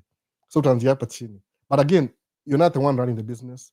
Ule mtu, that's wasemangaje, a student you invest more into learning than a business owner. Kwa nini? Student will get a student loan, sawa, ni kama una gamble with your life. Oh, come here tuende hapa hivi. Student unasema hivi, you're getting a student loan, uingie 4 years from a degree, hauna guarantee after 4 years you will pay that back. Wase wengi au do job 20-30 years ujai pay off student loan. Business utagamble, usemeaje? Kama hii ndisema nimegamble, nilienda kuapply kununua brand new truck Volvo, wakaniambia it's 240,000. Because how much do you need? Kusema you need 53,000 down. I'm not kidding, nililipa 53,000 down. No. Kama ujai unado kama hiyo maisha yako, I had cash 53,000. Hata more than that, by the way. How long did it take me to save 53? 2 to 3 years even, plus minus. Una make profit, unatumia, unaenda, you still keep pushing. No. Tulibuy how 3 years ago? Tulibuy how for the first time. We just had the money. Tukanunua. It show up, boom, 2 weeks decision. Oh, there's this house, okay, down payment, tukabuy how. Ndio hii how hapa hivi, man cave. Hata nimeanza video juu hii how. Tulika kwa hii how at least one kaanza video kwa hii how. Ningeanza video before kwa hao wengine walikuwa na rent. So unaangalia, okay, should I go to school? It's working. Sasa mangaje, if it ain't broke, don't fix it. What do you want me to do? Go back to school so I can make you happy? Hapana? Anyway, Q&A. Na ramble sana leo. Hii ni video nataka kwa YouTube tena. Kuna Hope nianza ya mwisho. Alikuwa nani? Kulikuwa na Streamlabs alishamaliza na hiyo. So kuna aitwa nani? Ismail says some agent iko na vitu mob sana. So Albo, the fact of the matter is majuu story ya shule ni ufala. If you want money, you gotta work your behind off. Behind off. Zio word. There's a somo alafu kwa shida. Majuu ni job na pesa. Mtu huendanga real money majuu is found in dirty jobs. Amesema kweli. Sabu, is dump truck dirty? Si vile. Miss, I don't load my own load. So show on a video, at least snip it. So loadiwa, boom, boom. Nambia, what do you want to get? Needs to be radio. Nambia, I want 19 tons of select sand. Boom, boom. 19.3. Thank you. Shako up. I drive. Where do you want me to dump this load? Or dump it over here. And I back up. Boom. Naenda. The whole day, 6-7 loads. $1,200 a day. Oh, but kuna do a business. I don't care, man. I don't care. You know, my dream ilikuwa hivi. Back in the days kuja hapa States. My goal ilikuwa, ile goal yangu ilikuwa hivi. I wanted to make $800 a week. Ningekuwa very happy. I was very happy making $800 a week. That was my goal. $800 a week. My goal. 2007, 2008. So, did I make 8,000 2008? No. 2009? No. 10? No. 11? A little bit. More than that, actually. You're going to make at least maybe 1,000 something a week. You can Shalom Nigeria local. So which means I had my dream, nikaingoje ifike. Then finally, nikafika mahali nataka sababu, but guess what? The journey to that ideal was fun too. Kwa nini? Sababu nilikuwa nakufa moyo, but because I'm on the path, najua it can't go wrong. No, it can't go wrong. Mimi nakwambia ukweli kabisa, kama wasisema kuingia chuo. Nikianza tracking 2008, 9 hapo. Kuna wasa walikuwa wameingia chuo. 9, 10, 11, 12. 12 niliattend graduation yao. I felt something kiwaru.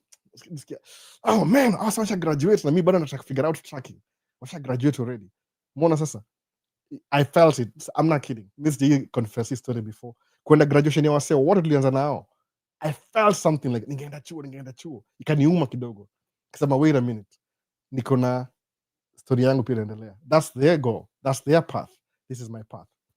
Little did I know 2012 after your graduation hiyo nimeanza sahi nikaanza business yangu May of that year, nikabuy truck, nikaanza 1 year bado watafuta job. Man, I had made so much money that I ever made in my life. Nilikuwa na madeni, nikasema let me pay off my debt too. 2015 sijai kuwa broke tena, mwona hivyo. Salafu niambia niingie chuo, I love to, by the way. Ndaanza na GED, nichukue ni show, hey look at me, I have a GED. Alafu nikuje, oh look at me, I have a degree. Then what? Then what? Business yangu inaendelea. No. Who gets rich by working a job 9 to 5? Very few people. Very few, by the way. Most people, they get caught up in life. So if you want to make more money than you need, start your own business. Q&A imenipeleka mbali. Turudi kwa TikTok cam na kamera mbili leo. I don't know how many things nimemiss. Tuanzie from the bottom up. So kuna it worked for them and tracking worked for you. True, that's true. Nimekuwa naye, nimekuwa tracking how many years? 15 now, 14, 15, kitu kaa hiyo. Nimestick nayo. No. Inanisha poa. So if you can borrow my script, ufanye the same thing, I guarantee you, kuna wase wamekama hapa hivi tracking, wamenipata hapa kama 5 years, 6 years in. They make more than I do. Kidding me? Nile tu, kuna ile privacy clause. They don't really want anybody else to know. I have friends, kuna Wakenya kama tuko ngapi, 15, 20, 30 Kenyans. Hii Minnesota area hapa hivi. They make more than I do. Hata wanajijua, wanacheka sasa kama wanamwoti. They do. Do I feel bad about it? No. Mimi niliwa introduce. Au umetumia their whole skills, double. Unaona? Kuna wasi ni manas, au drive truck. Husband and wife. Wife alibaki nursing because of insurance na watoi na kila kitu. Husband is driving truck. Wanaongeza matraka tu kila siku. Unaona? Kuna mwingine kuna group home, kuna truck tatu, kuna ni diversify how your capacity. Hebu ndio kama you complain juu ya do, ata complain juu ya workload, but haizi complain juu yako broke. Unaona? Example yangu ni gani? My goal was to make 800 a week. So I make 800 a day when I'm working. Today I'm not making any money. I'm actually losing money today. The weekend, like home. But when I'm working, nikienda job hivi, hata 800 minimum. Mu make minimum 1,000. Gross. Kama unataka gross ni nini 1,000. Sometimes your gross is because of the weather side tunamaliza mapema juu 4:30 3:30 ni kama 1,000. In the summer 1,400 easily. No. Kwa time moja nimedo job na wife, tulikuwa do 12 hours for 2 weeks in a row. Alikuwa anacheckia 15,000 in 2 weeks. Same na mimi pia 30,000 watu wawili. No. Ni ganji gani? Oh, but ni business now, unajua. How long will it take you to pay off 70,000 student loan? No. Na alipangi bill, mimi nilipa bills zote by the way. Yeye bado ako yeye ni akona privilege, no. Akona hiyo wife privilege. Alipangi bill, mimi nilipa. Hiyo by dishi siku hizi. No. So, Kem, fungua accounts tuongee. Say press Otieno. It's not ufala depending on what major you go to school for. That's true. Kama kuna hiyo unaweza ingia chuo. Useme ati mimi na minimize. Kuna wengine.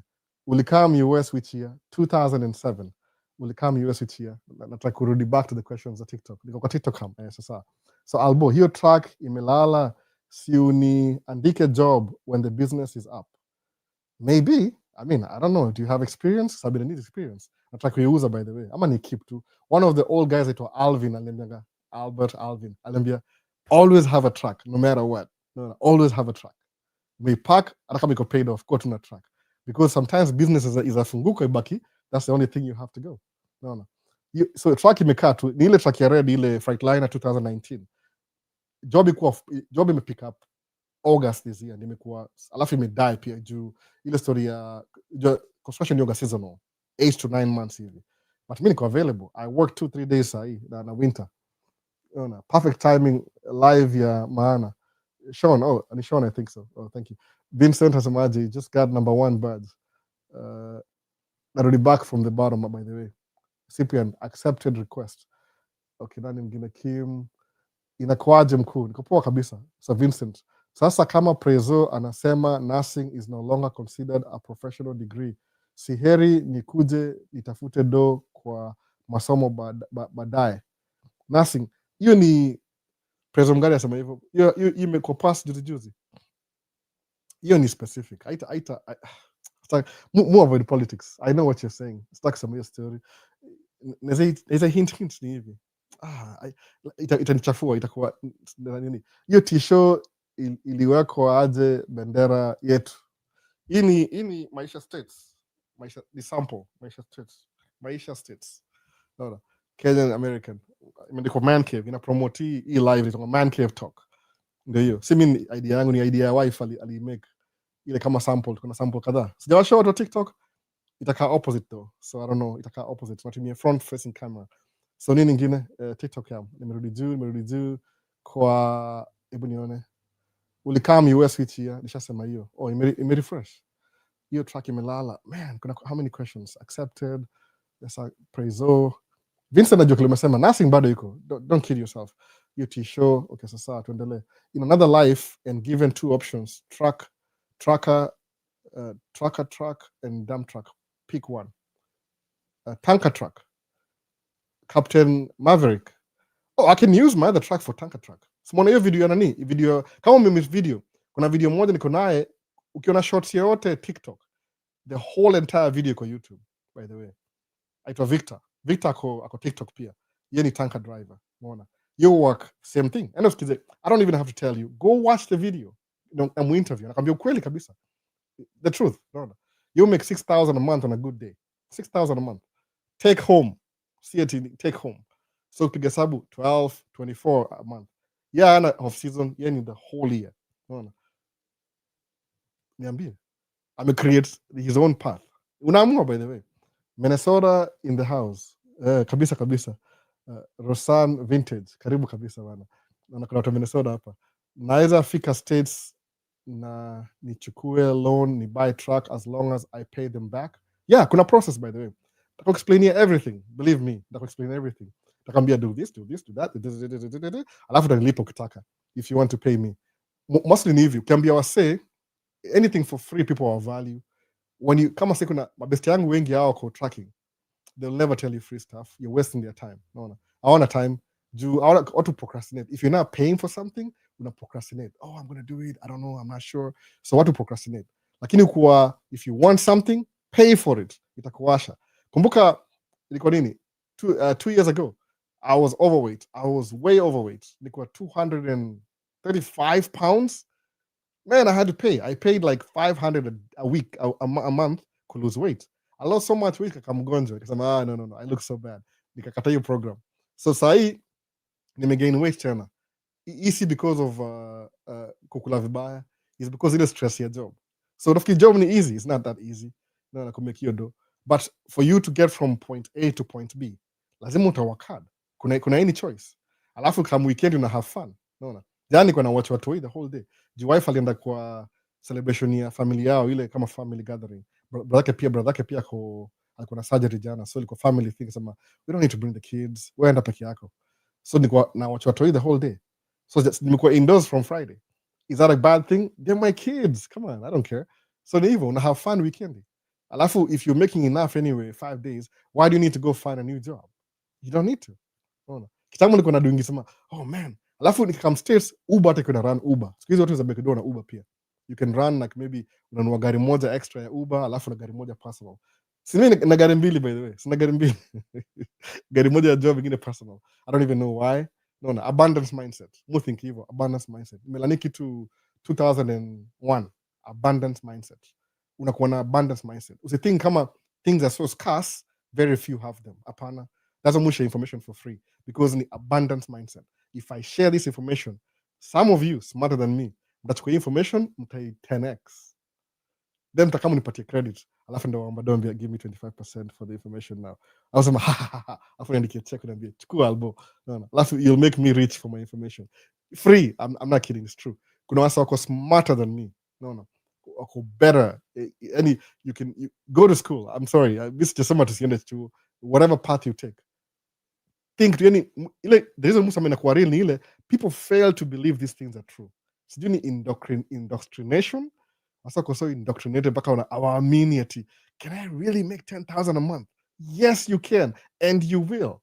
Naona kwa sababu your limitation, wewe ndio limitation. come on, no. Ati mimi niko Kenya hapa hivi sina mbinu, nilete America. I can't. Mimi apply green card. I took a pen and paper nikakaa na green card. Nikasema I know this is a privilege. Do you know why niko na value green card? Nili try kuja states na education. Ile itongaje ile visa F1, ile F I-20 route. Nili fail the first time, the second time. Nilinyimwa visa, rejected, no family ties. You don't seem like you're going to come back. Nilikuwa rejected na embassy 1, 2, 3 times. The fourth time kwenda embassy nilikuwa najidoubt nasema am I going to make it through? Nikaingia pale nikapata ndio green card lipa. Yani ilikuwa from the time niliingia embassy mpaka come states I didn't even believe mpaka nikafika hapo kusema wait a minute, nimecome states. So that's why ni move value green card yangu sana because it didn't come easy, ilikuwa hard.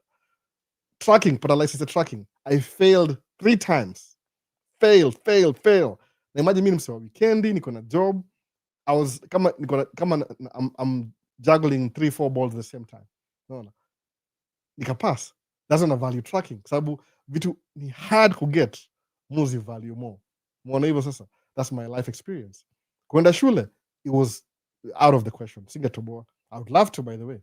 I would love to. Labda one of these days nitagraduate mseme, but yeah. Graduate mimi nikuwe kama wasa wengine for that few moments. But getting a degree make you money? No. Utasoma upate degree, then you alone na hiyo akili yako is what's going to make you rich. Si need degree si guarantee. Kwa sababu kama degree ndio mwisho. Yeah, in the 1970s Kenya ikianza, very people were educated. Kama budangu alikuwa aliget degree while he was working. To adults. My dad akona master's degree. Akuipata tukianza maisha, alikuwa na high school diploma, akalan vitu, unaona. People ilikuwa population ilikuwa less. Sasa kuna more competition.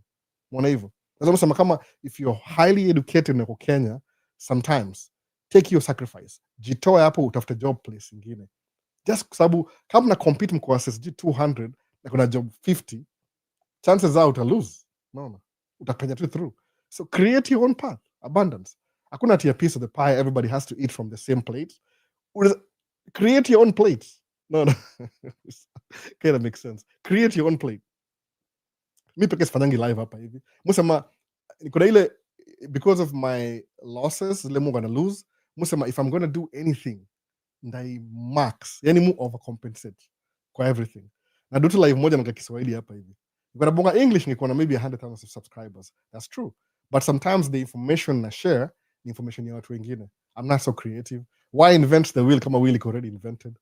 Hakuna haja. No. So chukua hiyo the same wheel, so we translate it to Swahili. Bad Swahili, by the way. Me see the best. Everything mudu usemaje ndakuwa more classy. Ndashoot na 4K. What are my challenges ya 4K? You need a computer with more memory. Ndabuy your computer. Kama nili upgrade computer yangu 2 years ago. Hata si yangu ni ya wife, by the way. I'll use everything ile quality sababu kama nili record video 2 years ago na sai bado ina meet ile objective, I'm okay. No. I'm over and above average. Wasa wengi, they don't even want to think about that. Okay, then be the guy that you work for everybody else. But very sure kama unawatch video, akili yako iko overdrive. I'm pretty sure. No, huwezi kuwa tunawatch video alafu uko average, uko above average. You know. Sama, man, I want to do crazy. Like on microphone kama hii. No. Musamanga hivi, if I need, nikiambiwa, this is not the best microphone for nini leo, nasema I'm going to buy one soon. Sasa sina microphone, niko na hii hapa hivi. Niangalia, sure, niko na hii bado imekaa hapa hata itumiki.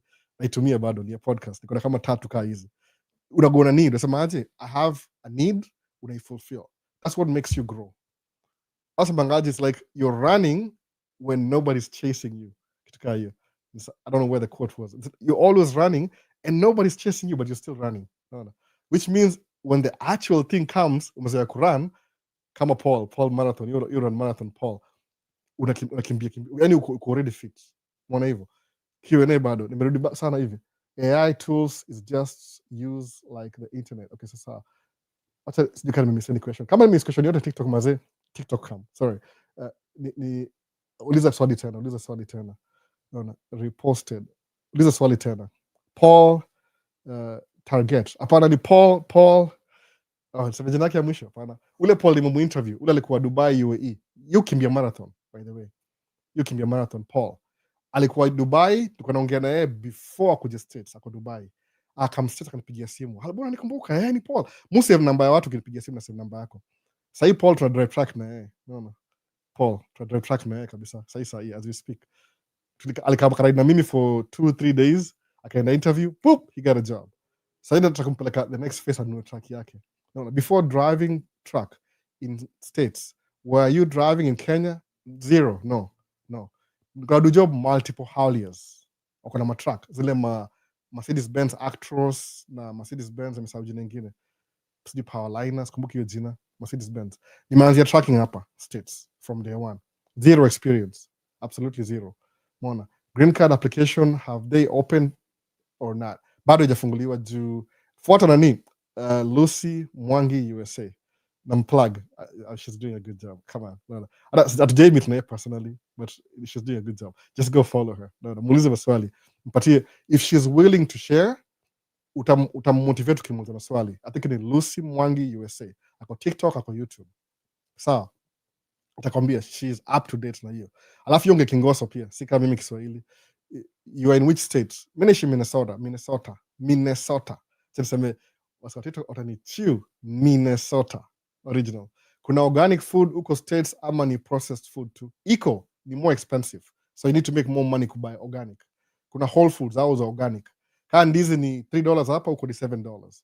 Mkate ni $2 hapa, uko ni $10. Nini organic ni more expensive. Are you going to retire back in Kenya? Maybe. Kenya ni very good weather. Very good weather. Mwambia watu wangu, you guys have no idea, you've never been to Kenya. It's like it's summer throughout. Oh, you February, you baridi ya nini? Baridi ya July. Yes, baridi. That's not you ni spring Minnesota. No. So ni Minnesota. Yeah, ni Minnesota. Si ni Minnesota. Mine. Ni Native American language, by the way. Si English. Ni local dialect. Ya watu hapa hivi. Waitwa the Dakota tribe. Dakota, Nakota, Lakota. Kuna wale Ojibwe, hao ni Native Americans.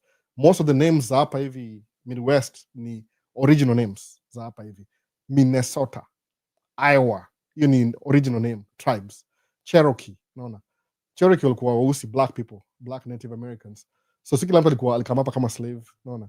Driver wa Kenya amequalify kuwa professional driver huko. Driver wa Kenya. Yeah, you can. See, truck driving, see hard, by the way. See hard sana, believe me. Kama nikiingia, I had to learn how to drive a stick shift. Ile ya US. Ni different na Kenya. Kwa sababu stick shift hapa hivi, una double clutch. Ile una engage gear, clutch, gear. Okay, number 2 ni clutch, out, neutral, clutch. So ni double clutch. 1, 2. Siku hizi, gari zangu zote ni automatic. So it's easier than it was before. So kuja kama truck driver, ni ile tu, ile special awareness. Una learn kuturn na kupass test. That's it. Alafu kama dump truck is very easy. Ni kama straight truck. Naona haina shughuli. So I'm a clinical officer, iko job huko. Utai-switch. Itakuwa kama nursing. Hapa everything itakuwa I don't know, I'm not in the medical field, but I'm pretty sure you'll find something. Medical, kuna career fulani kama ya medical side ni recession proof. Kwa nini? People always get sick, people need care. So kama uko anything medical, you're on the right track, you'll be okay. Hata usiulize maswali, kuja tu alafu uone. Umeona? Alafu it pays good too. Sawa, nikinunua truck moja ya kwanza, how much net profit should I expect net after kulipa dere? Ukinunua truck ya kwanza weka dere, brawl, don't even hire a driver. You're wasting your time. Utaangusha business. It's like you started your business to fail in 1 year. Asamanga threshold your business is between 3 to 5 years. So if you're going to start a new business, to be on the safe side, ile tu conventional wisdom, run the business yourself for 2-3 years. Then ikisha stabilize, then hire employees. Your tracking, because so hands-on, you'll be losing money. Your driver will make more money than you will keep if you hire a driver. Na hii condition. Unless you track 5 from the start, 5 trucks, then you're okay. You can hire 5 drivers from day one. Juu kuna 5 trucks inakuwa considered ni fleet. What happens na hii job sufanya, when you have 5 trucks, una eliminate so many middleman expenses. Juu kuna fleet. But when you have 1 truck, you have to attach yourself to somebody else's fleet. So you lose some percentage. ile unalipa fee ya dispatch. But if you have 5 trucks and more, una eliminate middleman because you go directly to the customer. That pays you more money. Nimesema hivi example, kama si ulipo kama 125 an hour, mi niko na broker, hiyo ni truck 3, sijafika 5 bado. Hiyo goal ni 5 by the way. If I'm gonna pursue this, that is. But ukianzia, if you have 5 trucks from the beginning, unakulipa maybe 200 an hour, 250 an hour. So ni double. So niambie hivi, piga hesabu yako if you want to dream right now. No, if you really want to dream right now. Uko na 5 trucks. Sabu, this is how I think. Lazima uthink na ile outcome. By the way, kunanga story. If you're going to do something, musamanga hivyo. If you're going to do something, lazima uangalie outcome ni gani. No. You're not going to waste your time. Mi sifanyi tracking because naambia yourself, no, kuna outcome. I want to make money. So lazima kuwe na outcome. Sawa. So useme hivi, if I have 5 trucks, boom. Okay, turudi tuseme $200 an hour. Okay, hizi trucks zinakimbia averagely 50 hours a week. So hiyo ni 50, 100, 200 hours a month. Alafu nalipa 200. Naweza piga hiyo hesabu kitaka. How much are you making? No. So, unalipa 200. You have 5, kuna fleet wewe. 200 an hour times 200 hours. Mona, tell the movie. Hiyo ni 40,000 a month. Truck ngapi? 5 clean. Aya, lipa madere. Each dereva kama kwa wiki, tuseme kama ni 8,000 each. Juu amekimbia hizo ma hours. So hiyo ni 888. 8 by 16, 32. Toa 32 hapo hivyo kwa 40 a month. Mwana hivyo sasa. So you're making less than my driver. Kwa nini? Because kuna 40 na umwalipa 8, 8, 16, 32. So nabaki na kama, hii hesabu iko wrong kidogo. I think so. Uwezi kuna make maybe 7,000. Juu unawalipa hourly pia. 30% of how much they make. 8 nimeenda on the higher side. Maybe ni 7,000 hivi kwa 50 hours. You decide how much you paying them. $40 an hour kitu kaa hiyo, alafu una make 200 hivyo piga hiyo hesabu, alafu kimaji useme okay, I want this outcome, kwa sababu the way the things work ni hivi. Unaweza kuwa na dream yoga hivi, unaangalia this is what I'm doing from point A, I need to have 5 trucks and make this much, alafu seme sawa, nishaona outcome in your vision, your mind's eye, then una pursue your goal knowing that hiyo ndio goal. Chances are by the time una achieve your goal itakuwa more than your story. Nimesema vibaya? Nimesemaje? 40 hours times 160 hours a month. And hiyo ni how much you piga hesabu. Hiyo ni madere if you're paying your driver 40, which is really good rate. Sababu kwa labor the last 2 years like 35. Sasa ni 40. So alafu ni job ile you'll know how to do that. Technically Navy, if you have 5 drivers and they're all driving your trucks, na umekaa home, inakuwa passive income. Because there's nothing you're actively doing to make money. You want to create opportunity in your passive income. So meaning, kama una hiyo degree yako, you can go look for a job. But lazima ucreate 5 years at work first before move kwa job. Mwona hivyo? Si joke. Retirement age ni ngapi US? I think ni 65, but trucking you don't retire. You drive until you can't drive anymore. You may neglect YouTube to record YouTube camera. So Albo, the fact that the matter is maju, okay, niko shamaliza na hiyo. So what if you lease truck? Don't lease truck. You're wasting your time. That you're paying somebody else. It's my even short ya kumeka do kwa business ni ile una eliminate all the middlemen. Naona all of them. Unawatoa kwa list. The more I introduce middlemen, the less money you make. Naona the more I introduce middlemen, the less money you make. Ukisema if you have a insurance, uko na fuel, uko na dereva, uko na sijui leasing fee, uko na sijui the more people you unaongeza kwa hiyo in middle yako, you lose more money. Goal ya business is to eliminate every expense in between, uko na straight shot, then you keep more money. No. You're not losing money. If you lease a truck, you're planning to lose a lot of money. Kuna besi yangu mmoja itwa size jina yake, akona lease truck, tukamit na yeye. Kamza of course najua lease truck imeandikwa lease juu jina yake ni temporary hapo hivyo. Kamza how much do you pay a month kwa hii lease? Kasema $6,000. Nikamwambia my truck payment ni $4,000. Na hii truck ni yangu and I'm going to pay it off by September. Tulimit na yeye August hivi. Kaniambia really? Hata sasa yana plan kununua truck yake mwenyewe because basically the whole year he was losing $6,000 a month. Ingekuwa half of that. Unaona? Proof I will go at 60 years.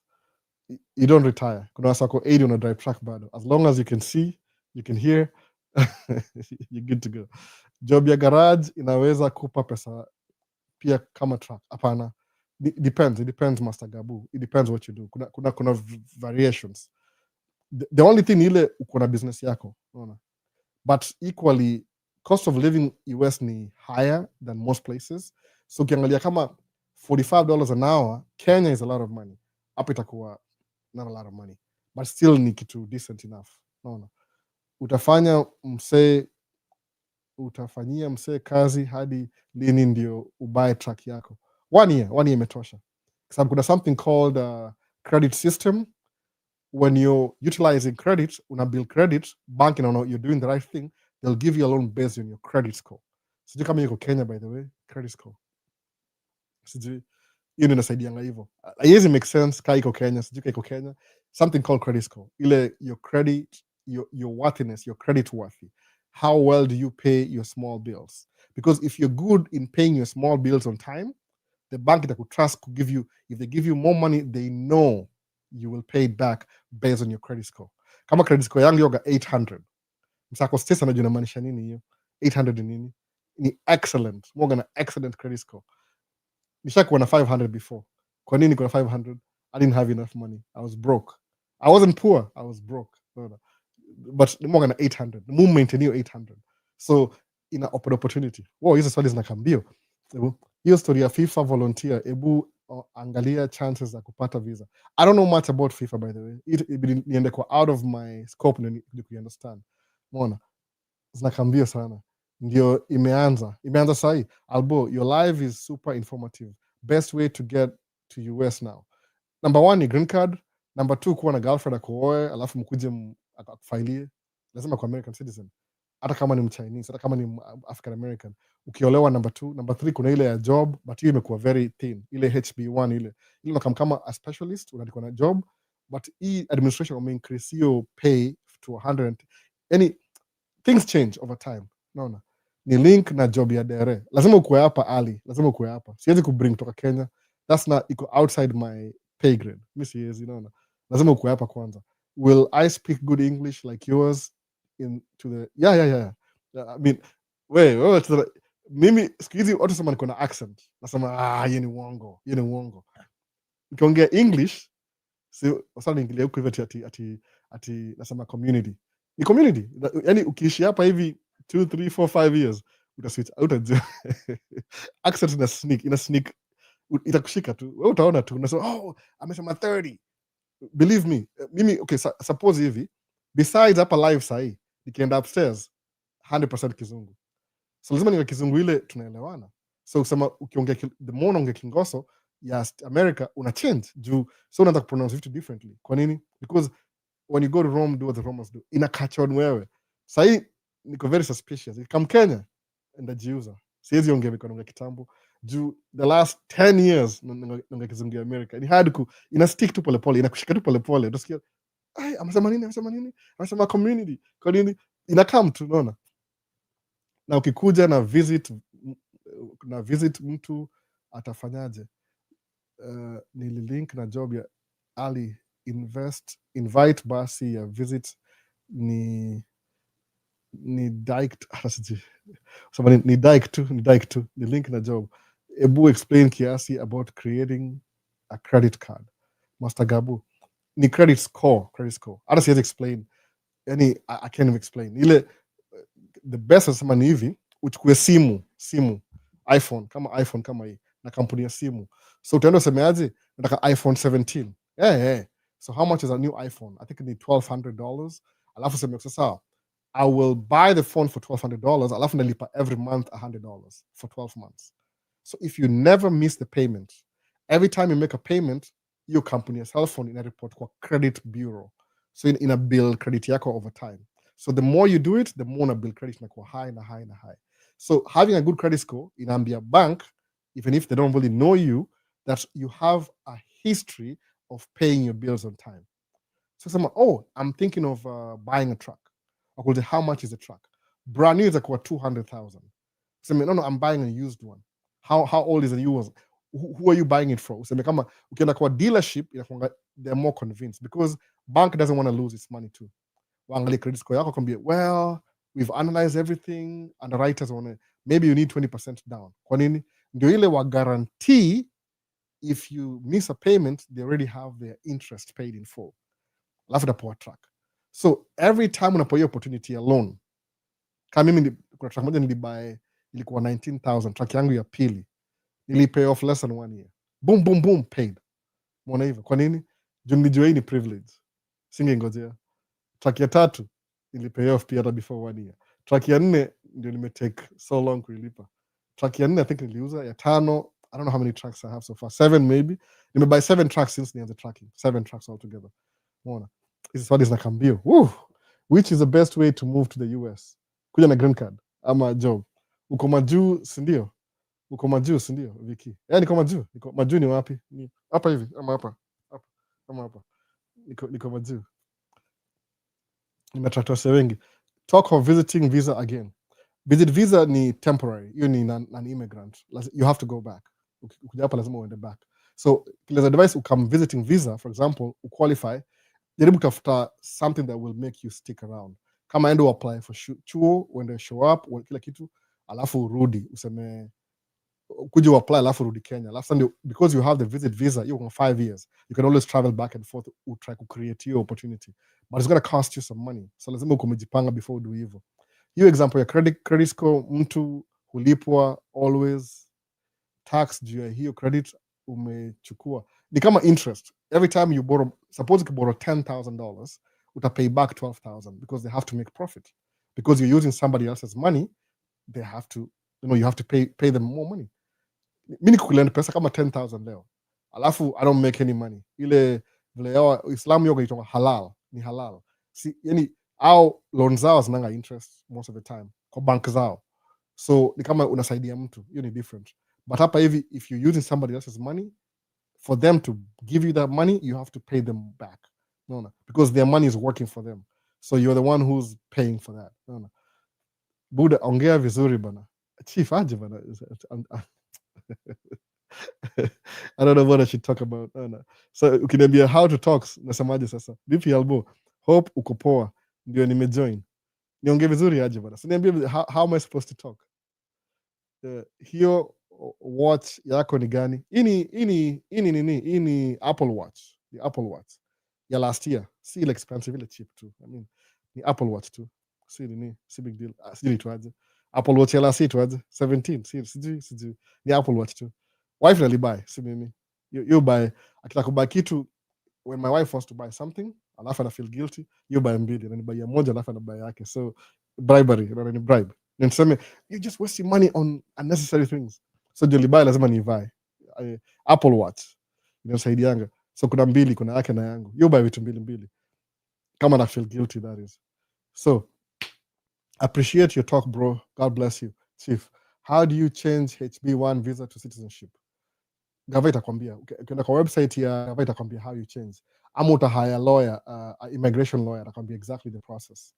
Ukuja hapa hivi kama visit, usikae tu. If you come for graduation, juu kina mother na mbuyu wale come visit, alafu mother kabaki nikamchange ya status, nitumia lawyer, immigration lawyer. Mbuyu alirudi Kenya. Ndio baadaye mbuyu saka come sasa. Alafu wakapa 5 years wakakuwa raia na wote wawili maraia, mother na mbuyu. Na the whole family ni maraia siku hizi.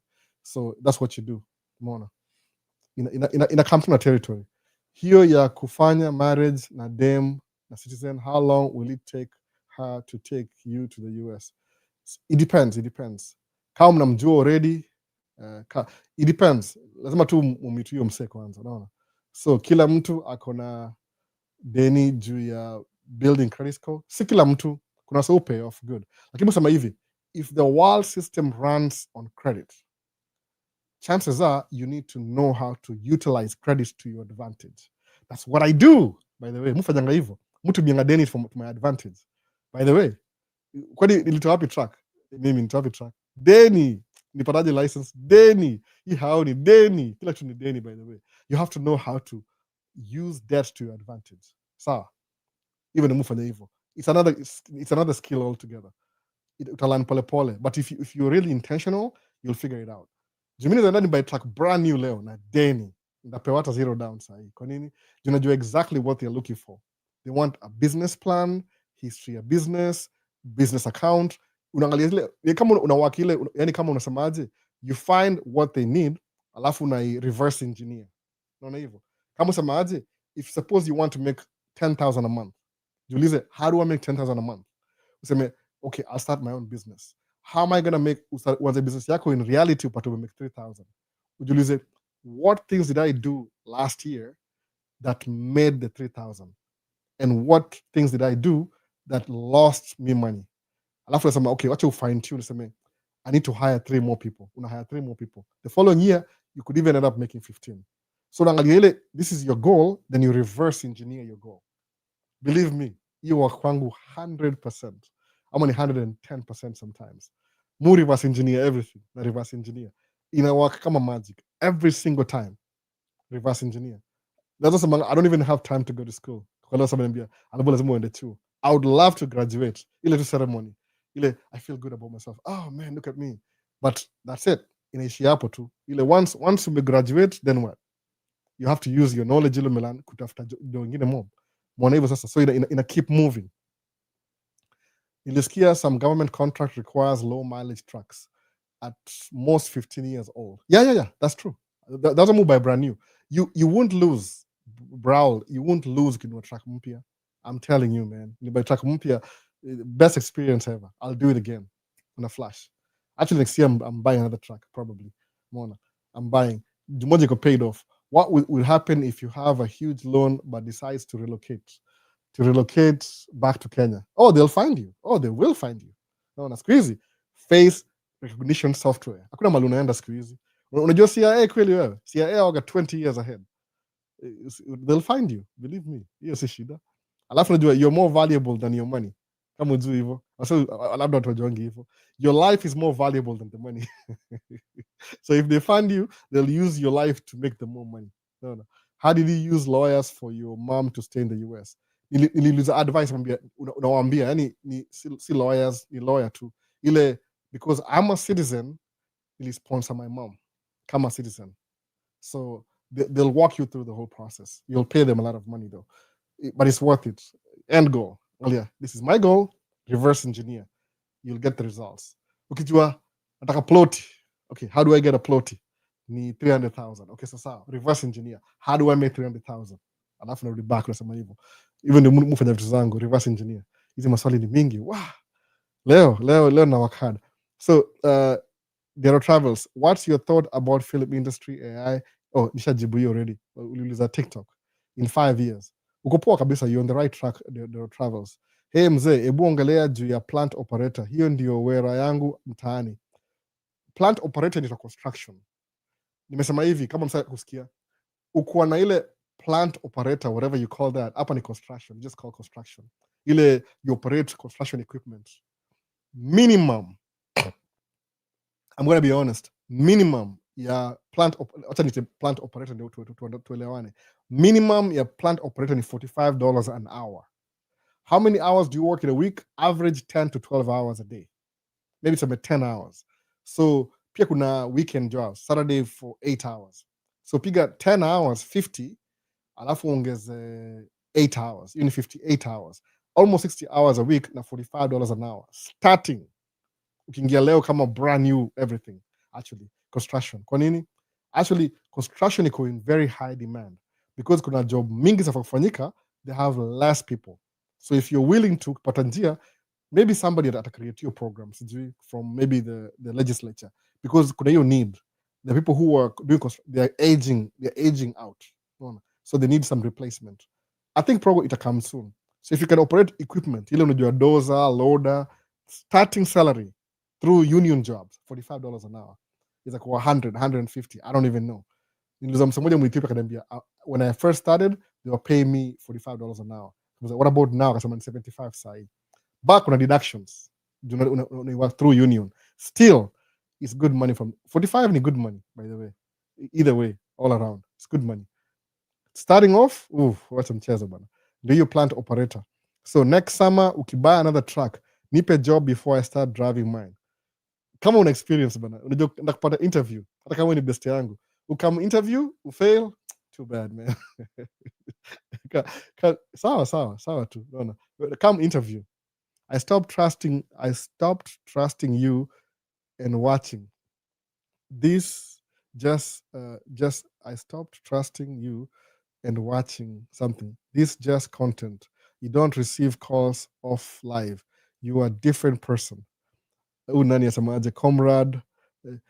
I'm not doing this officially. I don't really do this officially. I do it out of my own time. So if you want to call me, my number is available. You can call me. Lakini, disclaimer, I'm not a professional. I don't really need your money to do what I do. I do it out of the goodness of my heart for free. So if you want to call me, I'm not available. I don't really do this. Is not my main gig. Because I main gig yangu. Hapa tu mushe information. If you want, I can lead you to the right direction. So if you stop watching me, I don't lose anything if you don't stop watching me, because I'll still make videos. Unaona hivyo? Mse wangu. Sijika unasikia vibaya. You don't have to watch me. I don't ask you to. So if you kama una feel vibaya, my phone number is available kwa YouTube. Kama sawaji wangi. You call me when I get time, I'll call. Sababu si mtu mmoja, unajua, you think maybe it's you alone anipigia simu. Kuna wase wengi sana wanipigia simu. So if you stop watching me because you're not so happy, you didn't pay for anything. It's free information anyway. No, you can take it or leave it. So it's okay. But because you're commenting, probably you're watching. You don't have to. I see benefit anything can you watch. I'm serious. I don't really benefit much. You can watch. Neither to share information. If it works for you, use the information. Lafu seme, I can do this. Watu wa majuu ni advice tupu. When it comes to real actions, you backtrack. Whenever, but I complain bado. The fact that you're complaining about the information, I think problem ni more to where than mimi. Albo ume delete text zangu. I don't think so. Ume delete text zako. Nile mu get so many texts na niko na minimum time ya kuanswer zote. So I'll try and answer as much as possible. Mara mingi para question ya the reason move fanya hapa hivi ni live Q&A is because ile question unaniuliza ukisema hapa live itasaidia wase wa 6 at the same time. But if you keep texting me, it's exclusive. If you're paying me 120 an hour to talk to you, exclusive, I'll make time for that. But come on, in free information, in free information, Mona. So I can't really. How do I help you? I don't think. Do you think I can help you? Mimi mwenyewe. Do you think so? Do you believe I can help you personally? I can't.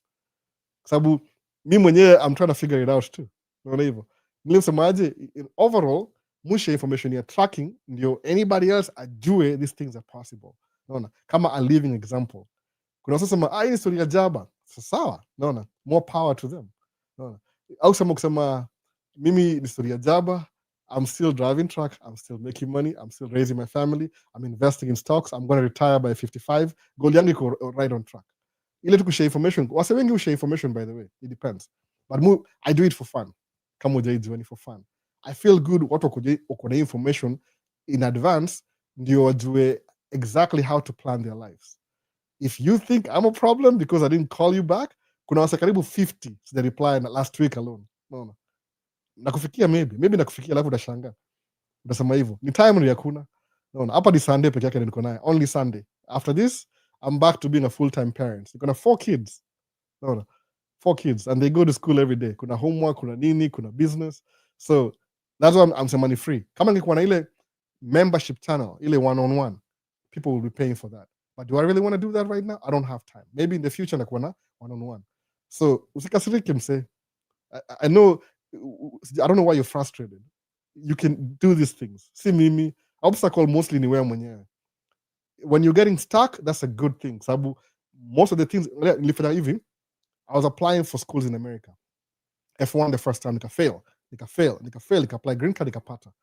I'm not saying that's your experience, but nikapata green card nilivalue because najua it comes out of failure. Kuget CDL license, nilifail, nikapata license. Kuipata nikaivalue because it takes so long to get there. So 254 ni comrade scorecard.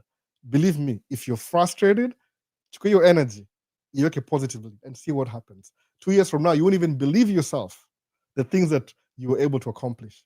Mwangale nyuma sema, is this really me? It's stupid. Yani I can't believe it. No. Si joke, by the way. Unafikiri ni joke. Musema, mimi mswaisili, by the way.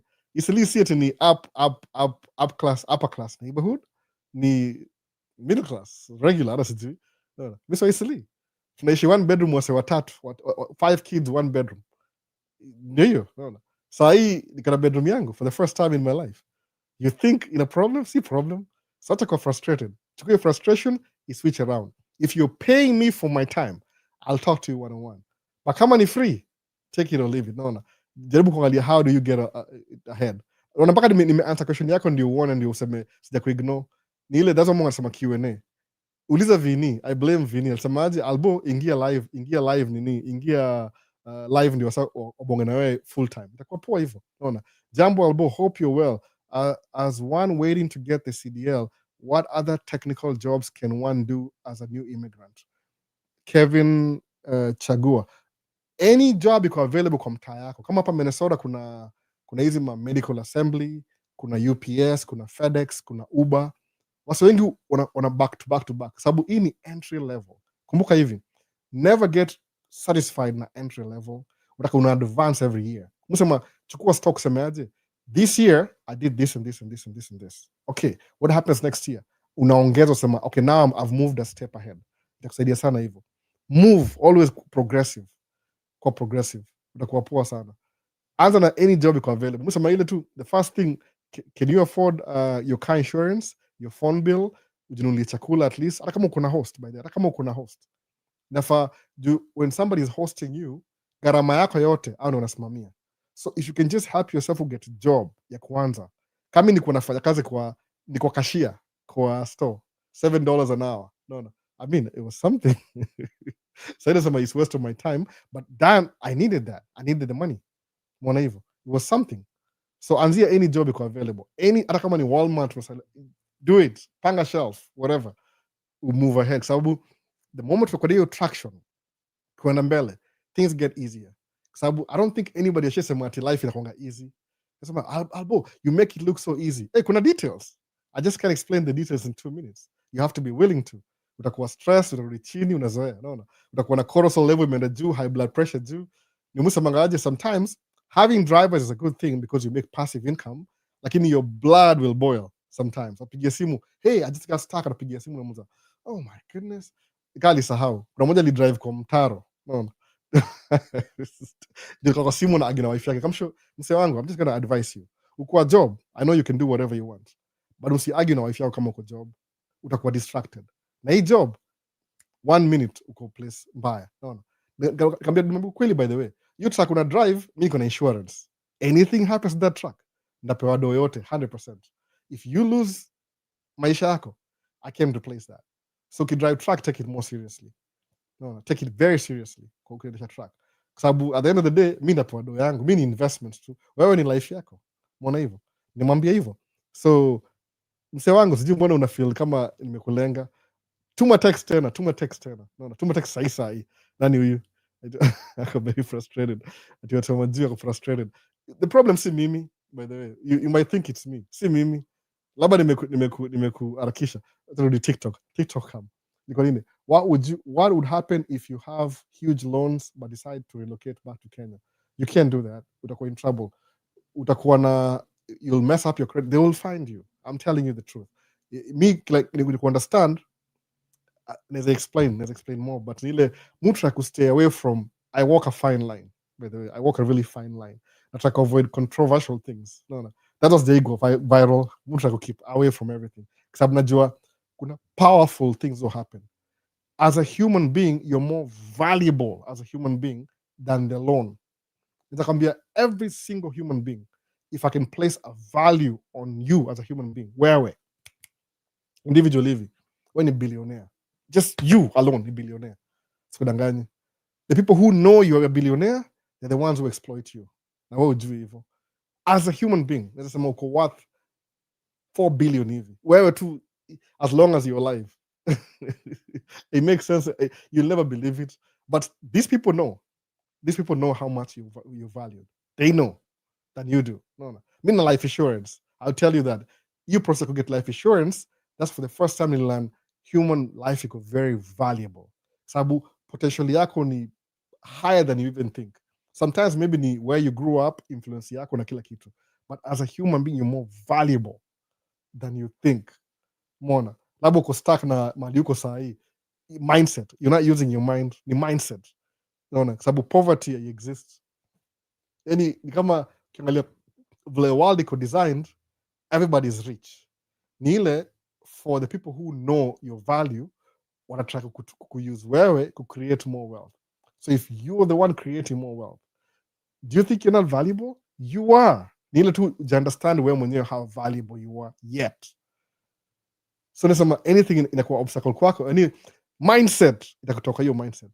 Uta overcome, au samangaje, nikitumia words words seem too popular, and rotate. Hiyo sema break away from the matrix. Hiyo ni kama conventional whatever, sijui nasemaje words, but ni ukweli kuna mindset fulani you need to have, a little bit crazy, a little bit ADHD. Utapata yani you're just crazy, naona, kwa sababu uta understand value yako. Ndio ile msema hata sijui nisemeaje, I'm stepping on eggshells, stuck in hiyo deeper. I know what to say, but tuko social media, siwezi sema tu hivi. How did you use lawyers to, okay, nishamaliza hivyo. Let's gift this gentleman, gift here nini kwa live, if you want to, itasaidia kwa nini, kwa make more videos. I think more videos. Sawa, niko wapi nimemiss? Focus on advising us, not people who are negative. No, I have to call him out, sababu I'm not really calling him out as a bad thing.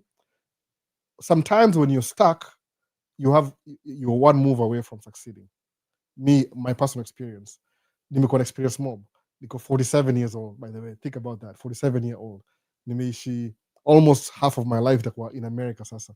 Nimelearn so much that nisemaje, the reason why ni channel nisemaje, sitaki kukufa alafu nikufa na hii information. Wacha niambie wasee Kiswahili ndio mjue. No. Niko very specific. Tanzania, Kenya, Burundi, Rwanda, maybe Congo kidogo. Niko Eastern Africa, Somalia. Kidogo tu, kidogo tu. Juu mula ni in English, alafu na try to translate in Swahili. Everything I know. There's things I'm walking on eggshells. Siwezi ongea juu ya social media. But believe me, kuna more to the story than what you think.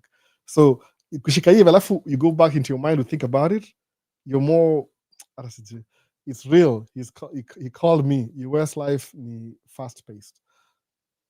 Focus on advising. Sasa msa anakufa moyo hapa, anafikiri labda kibonga na mimi itamsaidia. It may be true, it may not be true. Nampigia simu, namtafuta, tuma message sana comrade. Now itakuwa special I'll put a special case for you. Usikuwe na roho mbaya na mimi. But realize you're the one who needs to do stuff.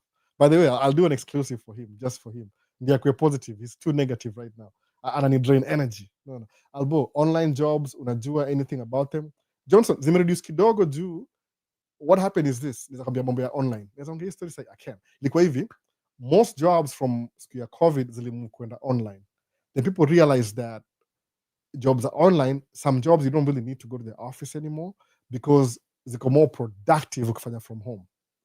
The thing is, when they move jobs to online, to working from home, a lot of businesses, all I say my investor, they started losing money. Why? Because they were making money from renting office space, kwa watu kuja kwa ofisi. Alafu because of that, they were losing money on a fast pace, 1 year, 2 year, 3 year. So because when the new elections may come, Trump can be president, some of his friends are going to be, oh, you have to change this. So they're moving people back to the office. So I think half of this, watu wamerudi job tena wengine. At least government buildings wamerudi job. So online kama inasafa kidogo, but I know maybe 1 or 2 years from now, it'll bounce back. Sabu, what people learned from that is you don't really need to be in the office. So what they'll do ni ile, maybe hawa sa wanauza building, they were losing money kwa mambo ya rent na nini. What they'll do, wataconvert hizo offices ikuwe residential. Alafu ndio, instead of people coming to work, sabu buildings natenzo sahi, most buildings, seme kama downtown Minneapolis, most buildings, ziko mixed use buildings. Unapata kama iko 28 floors, by the way, 28 floors hapa US, easy. Ziko private na mtu mmoja. 28 floors, unapata 20 floors ni living quarters, ni kama apartments. Alafu maybe 2 ni office, gym, vitu kama hizo. Alafu downstairs kuna ni kama iko mixed use. Ni residential, alafu na business at the same time. Umeona? So nile catching up to, I think it'll take off. Sabu only realize some jobs you don't really need to come to the office physically. You don't need to. Zero kabisa. So because it only test, it's just this up or a lose pesa kwa rent. Okay, stabilize your rent. It's going back to full working from home. I think so. But at the moment, say because of your transition, yeah, political whatever, imeshift kidogo. So itakam bado though. No. Usife moyo. But pick on something else. Meanwhile, I was an electrical engineering back home. If you have a technical skill, you will still use it here. Yeah, actually, even my electrical, HVAC, plumbing, musa umoja kila saa. HVAC, electrical. These go very high. They pay good. I'm not kidding. Any blue collar job in America, sabu, those are the jobs not everybody wants to do. So kiingia, negotiate your pay. No, nawambie, I need more money. Yeah? This is not enough for me. I need more money. Negotiate your pay yako. No. Heavy hand, weka weight. Yes, I want to do this. No. Itakupay more. Also, discriminate. YouTube in the original. So I think, hi Albo, according to you, is it wise to buy investment in oil company shares or in EV company shares? Both. I'll say both. No, me, I'm very optimistic. Both. Diversify. Angalia tu ile what makes sense more. Sababu oil bado iko still in business. No. EV, do you know some EV kama Hawaii outtumia oil to create electricity? So generators, brrr, no. Both. Buy on both. Una diversify, always diversify. Naelewa mood ina sawa siku hizi, so diversify, hakuna specific. Actually hata nunua more than hizo mbili, ongeza zingine juu, unaona ziko more predictable. Nimeanza hiyo. Okay, sawa. Ilitwa similar to CRB in Kenya. I think CRB ndio credit score. I think so, if I'm not wrong. Sijai kwa Kenya siku mingi, by the way. Naelewa sijakuwa Kenya miaka mingi, so bear with me. Labda itwa CRB credit score, CRB credit. What does CRB mean? Niambie, nichanue rakaraka. Vipi Albo, nice to see you tuning in from Kitengela. The Ochieng na kuona Ochieng. Umekaribia hapa hivi. Mambo vipi Albo, wonderful insight bro. Did you manage to send the package? Naituma leo. Nilikuwa naye naituma leo, by the way. Leo naituma. Do job Monday, so yeah, that's my job for Monday. Naituma leo. Nimekuwa na watu wei from Friday, by the way. Friday, Saturday, Sunday. Wife akona shughuli. 100% nimekuwa na watu wei, nimekuwa babysitter 100%. Hata next week mimi babysitter bado.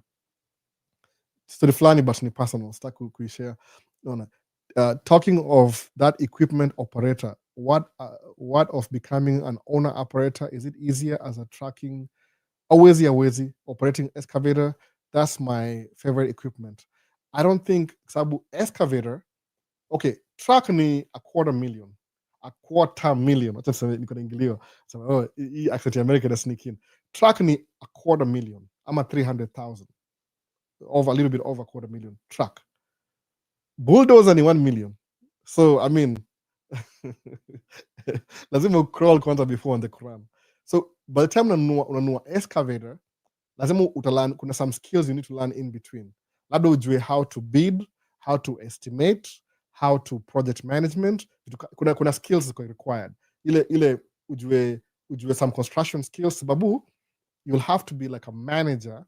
You open your own construction company, then you get some contracts, uzi outsource, or build your equity over time, then you can buy your own bulldozer. Naona there's some steps in between. Mnamusa mangaje, you guys think that me making it do? Hapana. Kuna sababu make do mpaka na cheka mimi mwenyewe nikisikia. Nasema if I knew this before, if I knew this. Nile tu sahi I know my life. No, I know my life. Nilisema tu acha niwache kuwa crazy, midlife crisis. Kuna vitu, there's some skills you can learn that create $1 million easily, especially kama uko States. Kama hiyo construction. Nimesema nini? Utaanza na kama sasa Virox, mumu ingilia kila siku. Yeye ni engineer.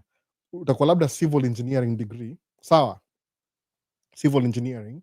So you know how to build stuff. When you find a job for 2-3 years. In the long term, you know what you're doing. Uanze a construction company. Sawa. Alafu learn how to operate the equipment. Learn how to bid for jobs, how to estimate how much it costs, ujue how to project management. Alafu hizi ni skills una build over time.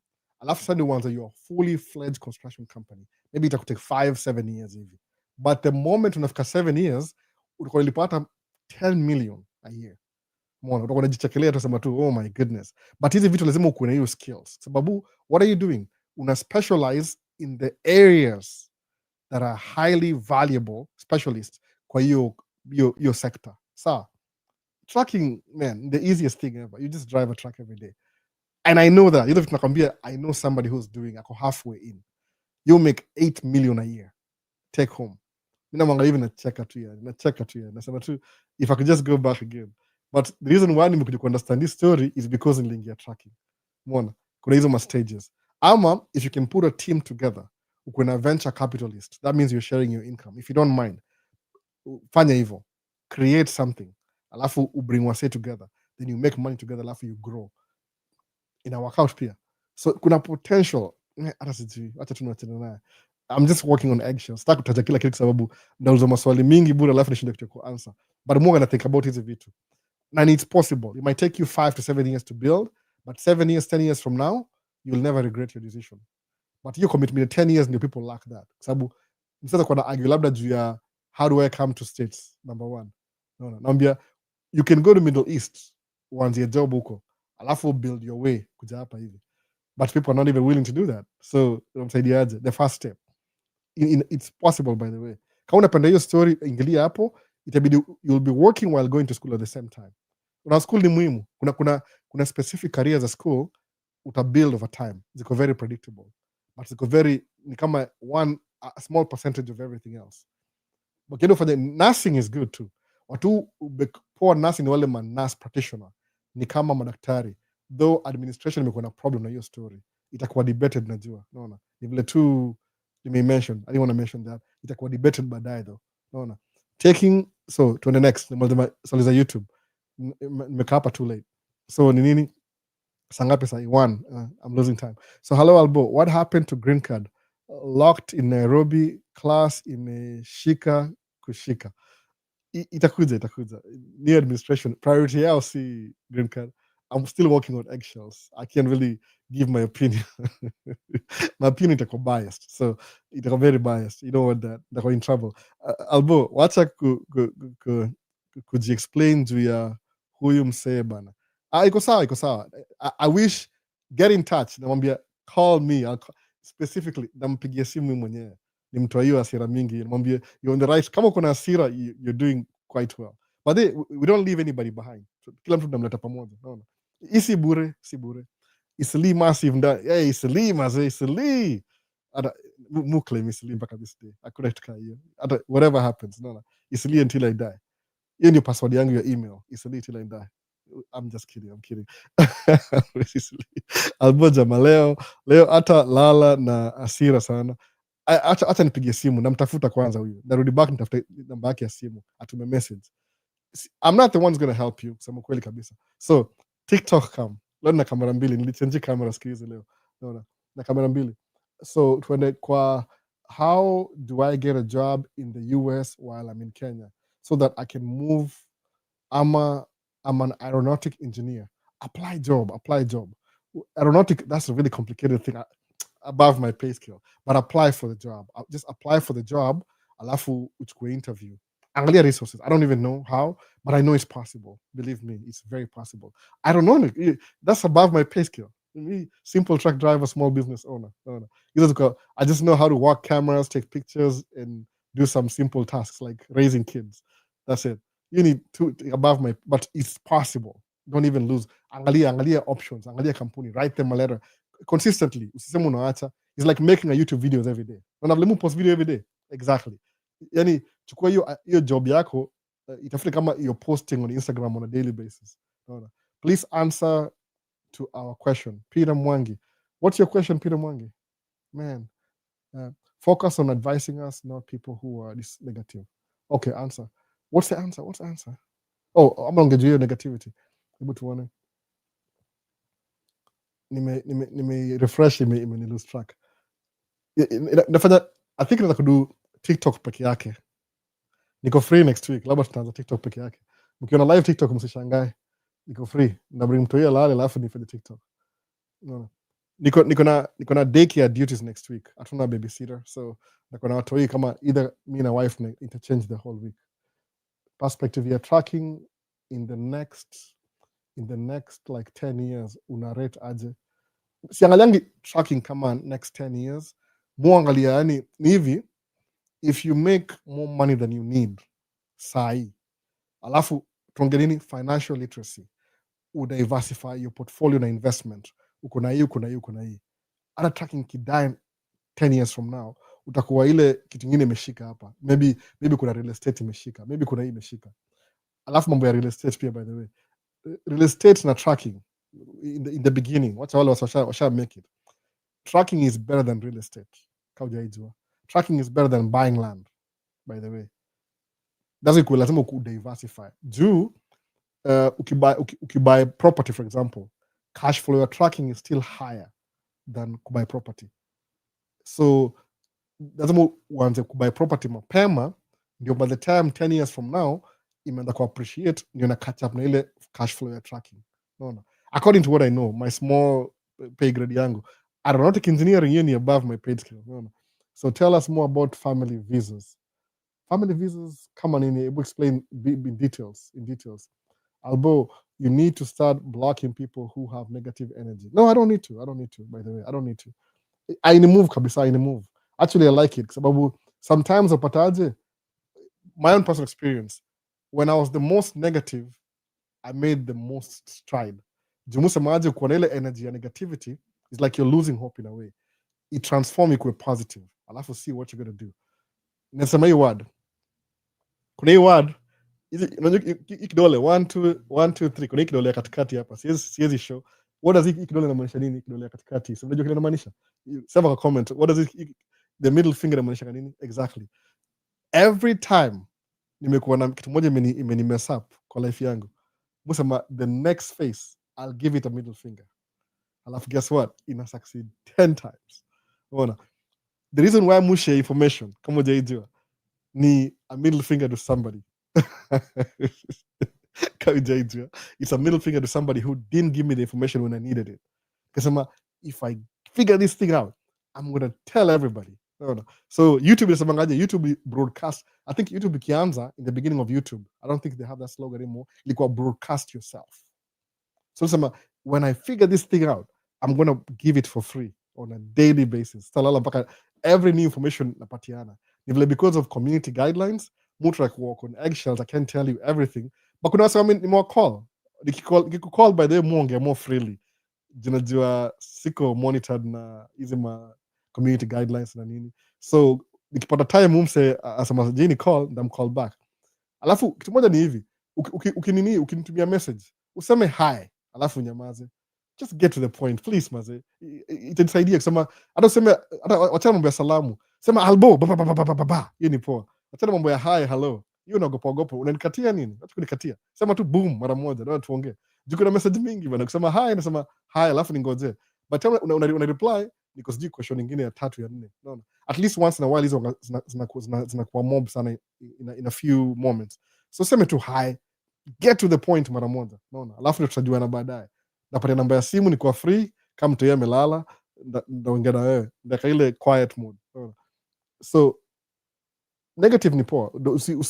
Usinini, yani some things for you to take action, lazima utakuwa na mu fail alafu na succeed 100%. If I'm failing, understand it's working.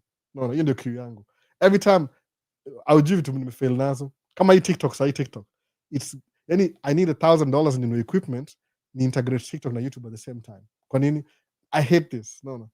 When I'm filming, simu iko hapa mbele yangu in a block view. I don't like that. No. Mpaka nibadilishe camera hapa hivi. Yani small, kama sema making your bed every day. Credit Referral Bureau. Ndio hiyo basi.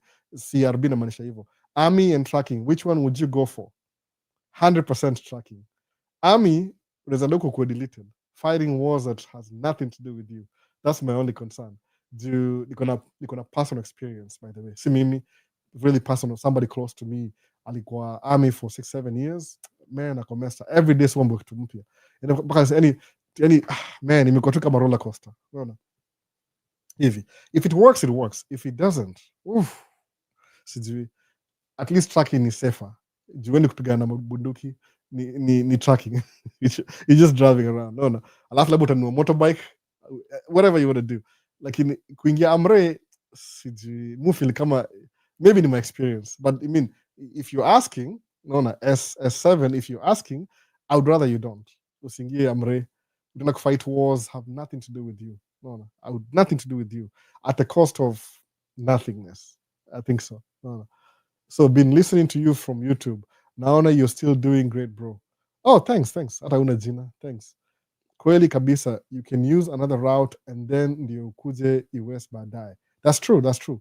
Kilimusa manga ile the main thing ile kawa ni mwanaume, munge na wanaume sana sana. I think 70-90% ni wanaume hapa hivi. Very few bold women au za swali. Na understand. Hata mimi niko na wife sema, who's that girl messaging you on? It's just a subscriber. Come on. It's open. So I understand. Hata alona nikatia kuna shida. Mwambia I'm married. I'm married. Until if you change my mind, then maybe I can. I'll regret saying this, but it's okay. Nasema tu the joke, by the way, the joke. What are you talking? Okay, anyway, jokes aside. Ukuwa msupu sana naweza change mind, but sahi stick to the point. Yeah, that's just jokes. I'll get myself in trouble. Kweli kabisa, you can use another route, and then number one ni hivi, try umake dough, shika noti. Yani if you have money, angalia kuna best yangu fulani ako TikTok, sijaongea naye for a long time, aitwa El Jefe, jina lake ni El Jefe. Kuna El Jefe, kuna Ian anajijua, kuna Ian, kuna Paul. Hao walitoka Kenya wakaenda Middle East kwanza. I wish mko na channel wangewaambia. El Jefe ni tracker siku hizi. You do heavy commercial. Ako TikTok, tafuta L-E-L Jefe, J-A-F-F-E. Alafu mfollow, alafu mwambie make more videos. You're making my picture too. No. Jina yake real, but tuseme jina yake El Jefe. Alikuwa Middle East. So vile na Middle East, you kwenda Middle East will bring America, by the way. Sababu alikuwa na noti, alikam kuvisit, aka-explore, akaona kiaje, ikambuildia. Sababu usiseme ati ndakimbia 100 meters alafu ni kwamia hapo. Hapana. Maybe sometimes you need to kimbia you 100 meters, ni uende 200 meters, ni uende 400 meters, ni uende marathon, uende half a marathon. Itaendelea hivyo. Lazima keep the wheels turning. Hiyo ndio concept ya tracking. Tracking, you're not making money when the track is sitting. Kama sahi I'm not making any money. I'm actually losing money. Kai imepoa. Nikiosha track even inaenda kumove, ile videos zile nikimove hivi. Hapo clock inaenda kurun. No. Ile videos zangu zonga half an hour. Hiyo ni $60 in half an hour. Muone hivyo. Ukijianzisha kitu moving, kama useme hauna commitment mingi, hauna like 10 kids with 3 baby mamas, I'm just kidding. Hauna any commitment ina hold down, kama uko free, enda Middle East, shika noti, enda kutravel, enda Turkey, enda explore, enda UK, visit wase, kama uni visit hapa hivi tuchape podcast. Juu na hiyo do, you're making money by the way. Hivyo mbona inakupatia moral. Alafu na move on, utajipata hapa. El Jeff alianzia Dubai 7 years ako hapa. Paul alianzia Dubai 7 years, Paul yuko hapa. Umeona? Nani Ian yuko hapa. Kwanza Ian ana story poa. Ian mazia pa kudu podcast. You're gonna story wacha tu. Ian akona story tamu yani, jina yake ni Ian. Nimesema jina yake. Sawa, kuna shida. Ana story poa sana. Naambia mazee unafaa piga tu yani anza channel ya story tu yani. 7 years Dubai. Na amekuja hapa sahi. Raia anatoi na kila kitu. Naona. So at Delulu anamaanisha umefanya doctorate in nursing. Anamaanisha mimi sijafanya mimi ama I don't know what that is. Mzito ni aje? Nimerefresh tena. Wow, leo I'm working so hard. Goodness. Jobs are dispatched at the moment haziko, but unaona zikija soon. Everything may slow down juu ya new administration. Kuna different priorities. So unapata zile vitu zilikuwa common siku ya Biden, sasa yani kila president yuko na agenda yake. Umeona? Na agenda ya president si poa sana. Unajua, si lazima niwaambie. I'm working on eggshells hapa hivi. Unajua priority yake si poa sana. Unaona? So what's your advice to a new immigrant who just moved to the States? Peter Mwangi. Anza nini? Anza ku get job, get some money, the same thing, stabilize, alafu ndio uangalie options. Sababu msema hivi ukiangalia kitu moja, kama inakwambia kweli kabisa, sasa mangaje, hii inapatia example hivi. The rich people, wala wako na do, rich people, they live in secluded neighborhoods. Unajua hivyo kwa nini? Ile silence, ile quietness, ile unalala usiku kuna kelele ile, it makes you think. naelewa. Mimi naishi kwa neighborhood middle class, ito Plymouth, very expensive neighborhood by the way in terms of taxes, but the only noise nasikia saidi magari kwa highway. Kuna highway hapa hivi, magari tu. But if I want to think, think poa sana by the way, mnyamaza tu. Hopkins iko Main Street, haikuwa that quiet, but apartment yangu ilikuwa nyuma, ilikuwa ina face nyuma, so it was equally quiet. So ile ukishi place iko less noisy, you think better. Sawa. So hiyo ndio nasema hivyo example, you think better. So kuja hapa States, kama kuna host, somebody is taking care of you. Try ujitoe uende peke yako, alafu ubaki kwa peke yako, alafu uta think clearly, kwa sababu yani itakuwa hindsight 2020, move our miwani, hindsight 2020. Hiyo ndio nasema hivyo. Ukikuwa alone in peace, you think better. Sawa. So the first thing kwa mgeni immigrant, try ustabilize. Uko na gari yako, uko na iPhone 17, mi yangu ni 15. Uko na 17, nunua MacBook Pro, M4 ama M5, whatever you want. Jiseti poa. Yani have the things you need in your house. Think. Alafu utakuwa na ile clarity. Anything you touch, itakuwa the Midas touch. Everything turns to gold. Kwa nini? Uko na clarity, umethink. Kama uko Kenya sema state imekataa, nimeapply green card 4 years, nina comment moja. Sema hivi, wacha niende Middle East. Samu sema ukweli kabisa paka leo. Vile mimi think, I'm yet to go to Middle East. I think Middle East, you as a country, kama sema Dubai, UAE, iko so much advanced than most cities in America, by the way. Iko so advanced. So kienda Dubai, Middle East, alafu come US, they're going to downgrade in terms of city. Lakini in terms of social life, states bado iko juu. Unaona? In terms of diversity, na ile freedom, you know difference sasa. In terms of technology, Dubai iko number 1. But ile social aspect ile less religion, less independence, less, naona. Sababu states you can be whatever you want. Unaweza kuwa agnostic, gnostic, Christian, whatever you want. Kuna sort of challenge because of political stories. Again, the truth is you're free to do whatever you want. Naona. You know, the illusion of freedom in exist hapa at least so, I'm walking on eggshells too, but I get points. But anzia mahali somewhere that will get you started, ushike noti ukasema I want to go visit United States. When I visit sema I'm going to visit, how long is going to be? 2 weeks. I'm just going as a tourist. Utapewa visa chap, sema Albonico States, unaishi wapi? Minnesota. Uko free? Niko free. Una come tukae chini tuongee. Na kumit Paul na Jomali anaishi. Yes. Yeah, Paul kuja hapa. Jomali alafu utabonga na wase. Actually, you'll meet more people ukuja hapa hivi than unaona kwa social media. Wase wengi they shy away from the camera. Hiyo ndio story. Hata mimi niko na guts by the way. I used to record people. So jitoe mali yuko uende place unashika do. Shika do utakuwa na independence. Itafungua njia. Unaona? Imagine how many times do you vacation all over the world? Imagine hivyo. Uko Dubai, Middle East na uko single, you will do that. Utafika Japan, you will. No. Na passport ya Kenya by the way. Juu na noti. You know the difference. So anything else? YouTube. Oh, imeongezeka tena. Wow. But what? Festus Amaje. So generally about that, I have to go back to school and do building and construction. Kama hiyo ndio nini yako hiyo, fanya hivi, angalia industry. Go talk to somebody. Juu najua hivyo. If I could be an estimator, alafu nijue ku estimate, ku bid for jobs, alafu nijue construction skills, civil engineering, mini millionaire. Leo too, by the way. But those things, these skills could take me 3-4 years to invest in sai. But sai niko na primary objective. I'm raising kids. No. My oldest ako 15, my youngest ako 2. So your spectrum ni refu sana. Kids get sick, they have homework, they have school activities. My goodness. No. Akunanga time. But take it from me. Nimusema aje, my weaknesses could be your strength. So uko states, you're still like wondering, what should I do? Learn hizo vitu, construction. Endo fanye civil engineering, ulan estimating, utaona. Yani just having those skills, utataka kumekidota before ufike hiyo kitu nasema. Because utaweza kuwa private contractor, ufanye mse estimate ya project ya 2 billion, percentage yako ni 5%. I don't even want to say it. Utashangaa by the way. Wale wasauka mamilionea kwa hizi mamtaa zetu, hata uwajui. What do they do? Hata we don't know what. Kuna skill. Msamangaje? Ilikuwa how many videos ago? Labda nirudia tena kwa video. Ile story ya level ya ilitongaje the four quadrants. Ile book ya Robert Kiyosaki, kuna book inaitwa the four quadrants. Robert Kiyosaki anaongelea hiyo quadrants. Kuna employee hapa hivi, alafu chini ya employee hapo kuna specialist or self-employed. Sikia vitu, specialist or self-employed. Unaona? At least move from employment. Alafu next ni business owner, alafu investor.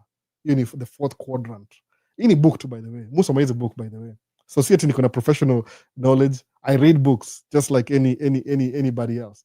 I don't know if it's anybody else, but anyway, fourth quadrant. So musema, if I'm an employee, muona kama being self-employed is higher than employee, according to the gospel according to Robert Kiyosaki, the fourth quadrant. Alafu mimi nimeamua, if I'm picking on some idea from a book, muichukua wholesale. Siatange tasema ati mi ni agnostic, ni atheist. I'm going to take the gospel according to Robert Kiyosaki, the fourth quadrant. Alafu ni practice to the fullest. Nina na Dave Ramsey. Dave Ramsey ilikuwa total money makeover. I was in debt. Kuna 7 baby steps.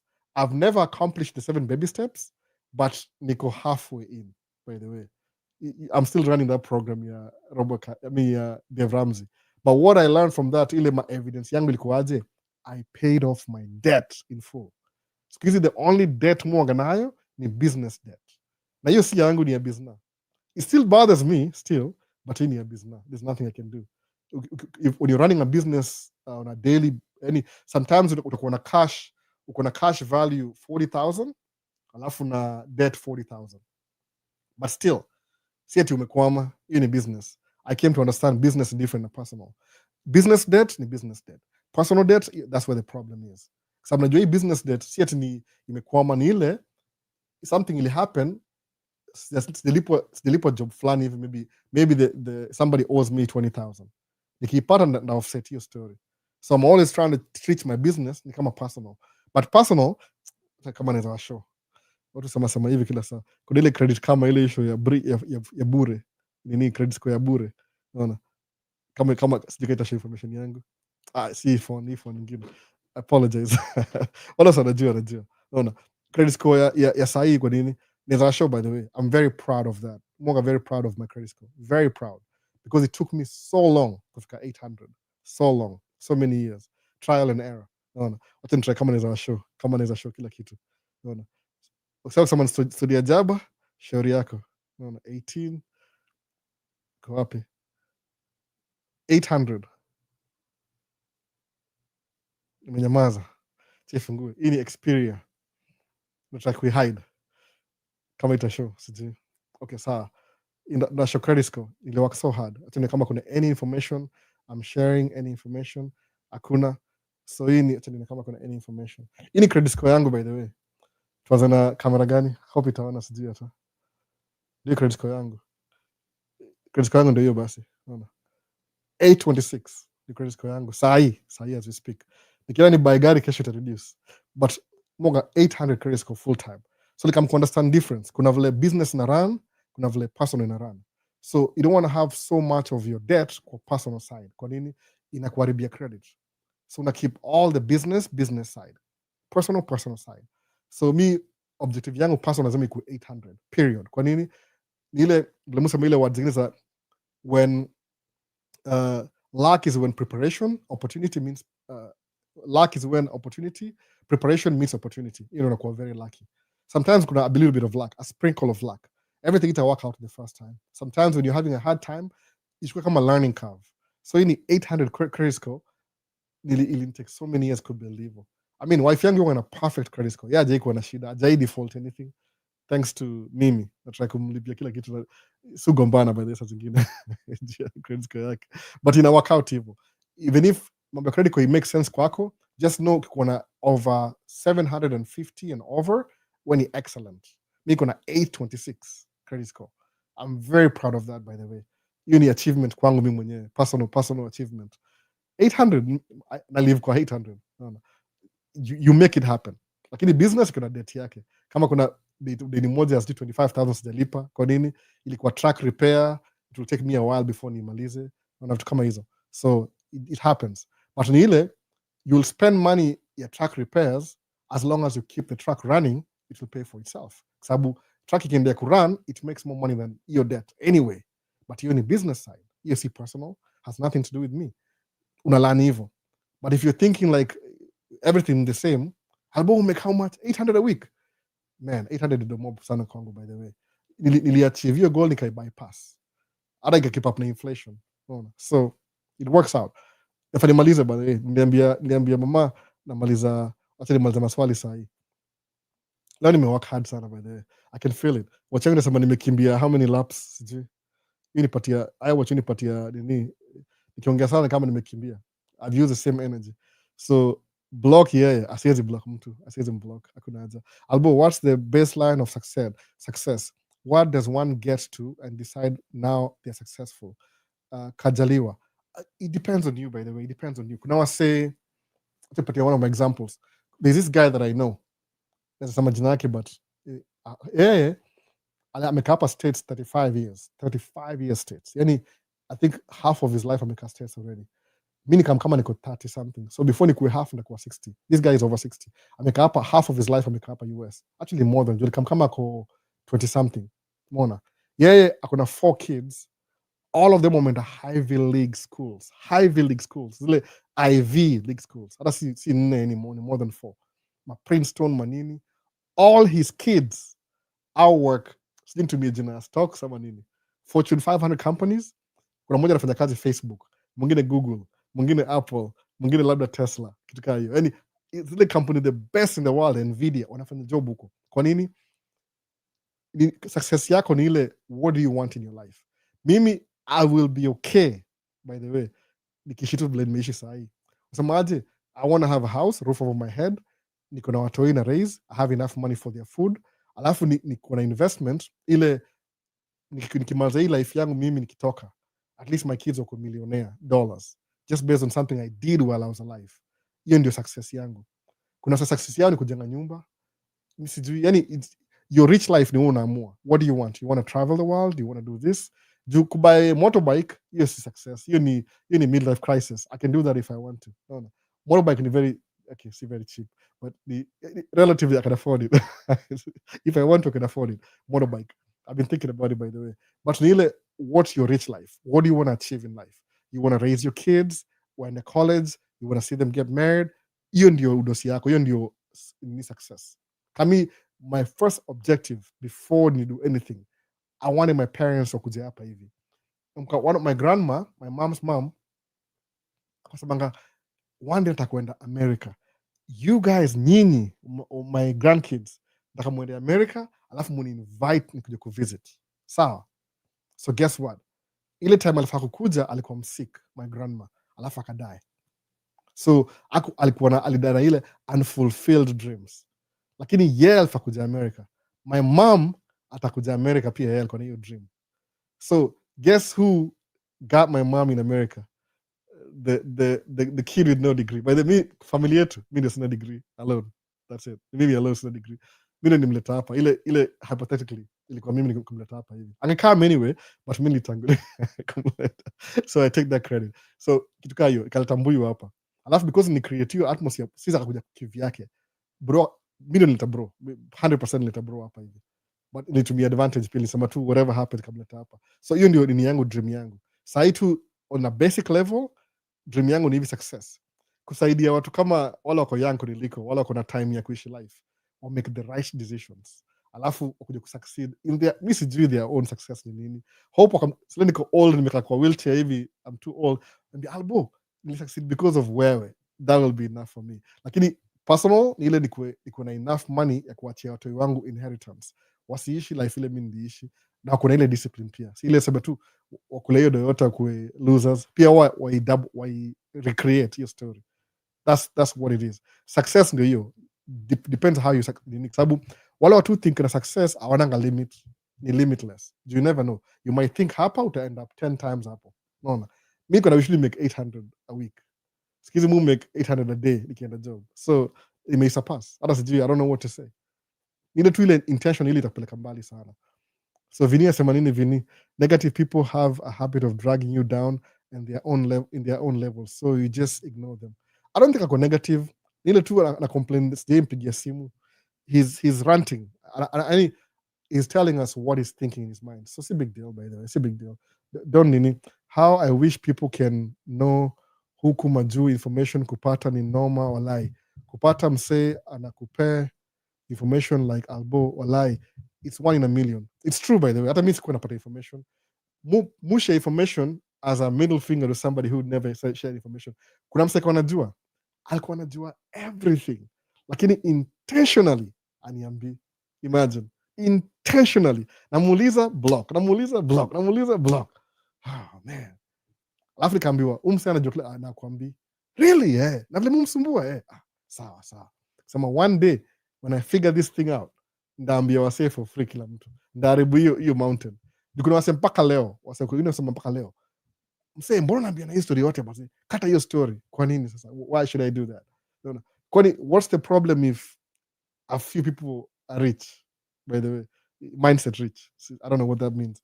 Mbona hivyo? So ni a middle finger to somebody who never gave me information. I'm just you are I'm channeling the energy. So like the live, like video. I say like video. Vincent knew the reason why mufanyanga live. Yeye insist, Albo, anza live. Nikaanza. I still credit him for that. No. Now I'm a benefit. If you're a YouTuber, Vincent. BP Albo, how I wish people should know vile uko on Shamanzayo, the same thing. Same thing. Was 790 got a dent? DJ Voicey. Oh, that's good. 790 is still good. You're excellent still. Maisha 800 for a long time. I live in the 800 credit score streets. I'm proud of it, by the way. See, I'm not bragging. It's just like something that I uliza mabesti yangu atakwambia ananijua. Niko 650. Yes, 650. Yes. Excuse me, niko 800. So, okay, I don't care. Actually enjoy your time. It took me so long. I have to understand this system. How do you get 800 credit score? 826. No. From last year, go to 800 full. Unai figure out as you go. Sometimes, come on, if you're not as smart as me, an educated college degree, sometimes una learn through experience. So watukaa sisi sila through experience. Wasamesoma, kuna cheat sheet. No. Wana skip everything. Nimesahau hata niko kamera gani. So acha nimaliza TikTok pia juu time yangu inaisha. Time mtu yeye nitafuta. Nasikia kwa mlango pale. Naona. Nataka nafungulia mlango. Acha nimalize. Albo, interest rate zinashuka siku gani? Do you think Powell atapunguza interest to 0.5 next meeting? I don't really care about interest rate, by the way. Ni FICO score ya 824, hiyo ni mzuri sana. Hii ni FICO, by the way. Hii ni FICO. FICO. Hii ni FICO. Wantafuta, I know. Nafakura now. Albo, interest 2 o'clock. Mtu yake nitafuta mazani wachangi. No. Kama ni miss question, by the way, comment down below. This guy anaclaim ajapigiwa simu is kinda entitled, by the way. Let him pay for consultation. Namfanyia for free for one, alafu ndiye ajue. Hata sijui. No. Ukam diaspora connect motivators. No. Nampigia simu, namtafuta mimi mwenyewe. No. I feel guilty. No. He made me feel so bad. I don't even know. Kuna get so many messages. I don't know who is more urgent. Angenisumbua, unajua tu sawa hivyo. Did you file for your siblings? No, I didn't. Actually, my mom is trying to file for my brother. Kama sibling. It takes about 10 years. Lakini 7 to 10 years. Kama iko on waiting list. Iko unpredictable. But mwambia bro, acha mchezo. Kuja tu hata shule. Bro ananibother sana. Bro, usijui. Acha tu remove. Acha tu complain. No. Ajui kile. Bro, man. Usijui. Bothers me ajuangi. I don't even know why. No. I don't know why. Yeye ni bother sana huyo bro wangu. Yeye ndio mdogo kabisa. Yeye ndio one of my unfinished projects. Hope ndamleta hapa, hopefully. No.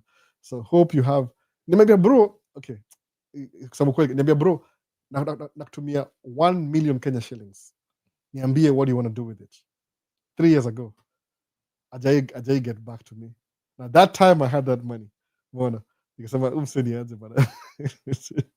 Okay, hii ni ya bro wangu peke yake, by the way. Usinike Albo nitumie 1 million. Hii ilikuwa bro peke exclusive. Huyu ni my youngest brother.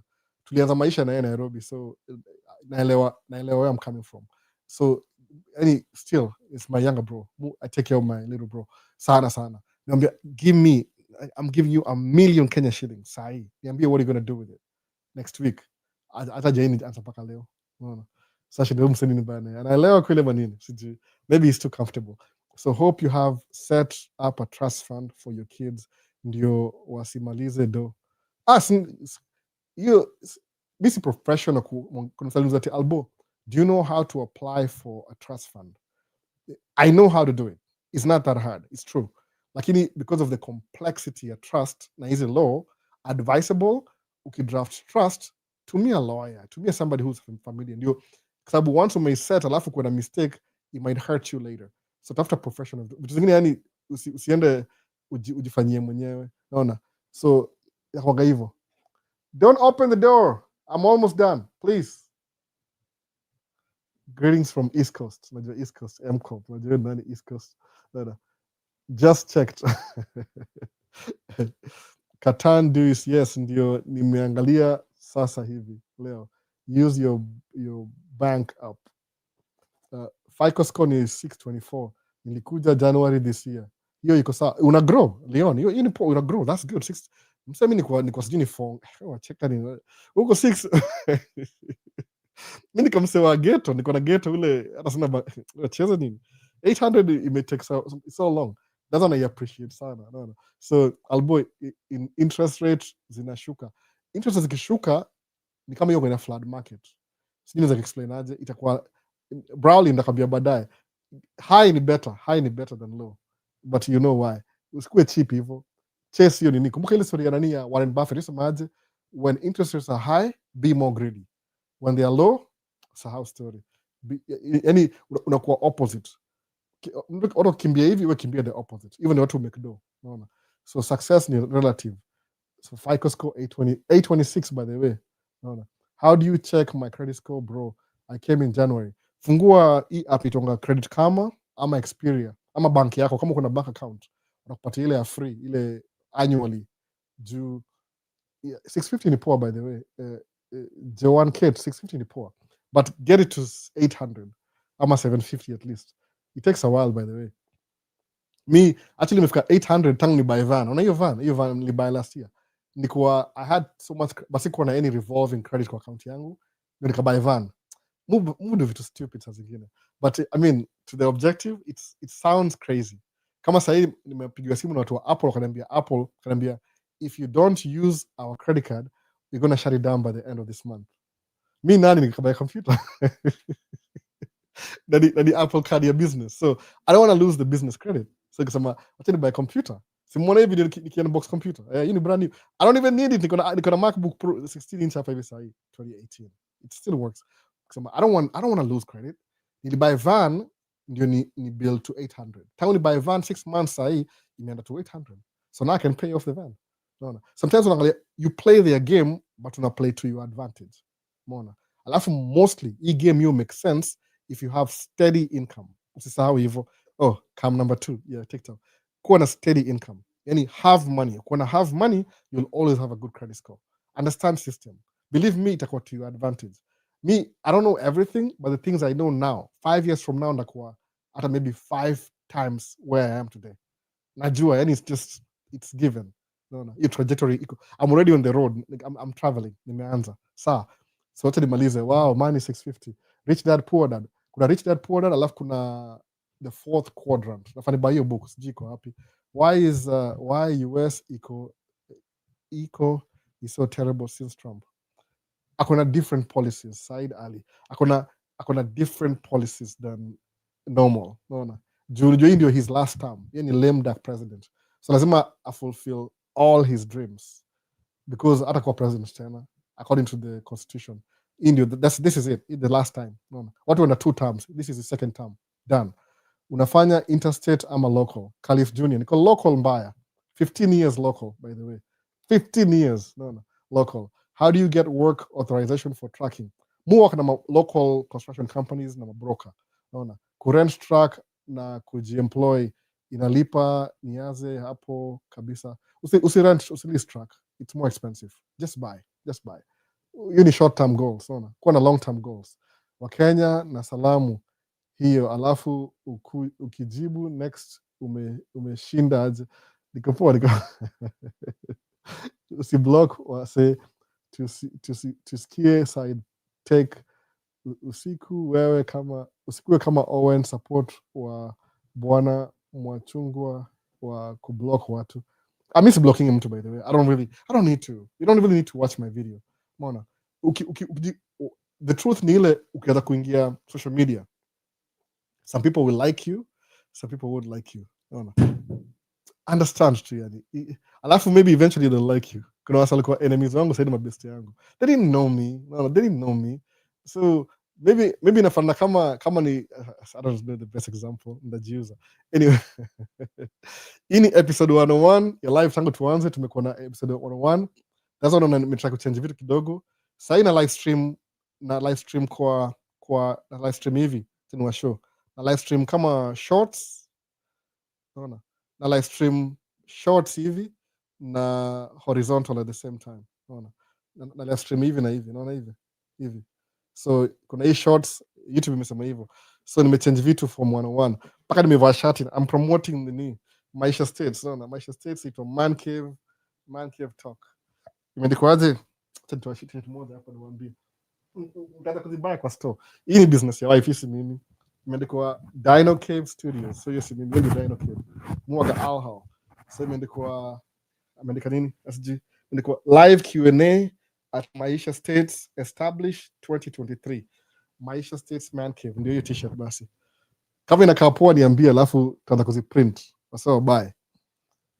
Nikikam Kenya labda ndakam napatina say for free. Unaona? Hope I make a lot of money. Unaona? Sisi pray for me. Wish me luck. Nikisema pray for me, kuna wasema manga pray for me. Alafu wanangoja maombi yako ikami wasaidia hao iwaamshe. I don't know. Some things man you have to do it yourself. Sidanganyi. No. Yes, you have to just do it yourself. Prince Zamaga, afana. Siwezi Prince Zamaga. Student visa zimerudi. Can we apply? Sijui poa kabisa. Any new administration kuna new things. So Albo, I want one of those t-shirts, small size. Ndaiuza. Hii ni story project ya wife. Hizi ni masample, by the way. They just sent us like 4 samples. Tulilipia. Unaona? So I want to me. Do you have hoodies? I can do everything. Hii ni sample tu, yani kuna vile hii inakaa sample. Unaona? What? Yeah, the designer. I told them it's Dino Cave, it's you. Yeah, they want hoodies too. Hoodies. Label? I know. I said that too. I said it's yours. So I'm finishing up. I did. Yeah, I did. Let me. I'm gonna show them. Yeah, here. Yeah, it has a label. It's called Dino Cave Studios, right there. I don't know. TikTok I don't know how to. We need to figure out how to get TikTok on the camera too, instead of the phone. Get rid of the phone. So I'm finishing up. So can you go away? You're making me uneasy. Go away. Because where's Nia? She's with the boys. Yeah, please just go away. I'm finishing up. I'm almost done already. So please go away. Oh, this from Jojo.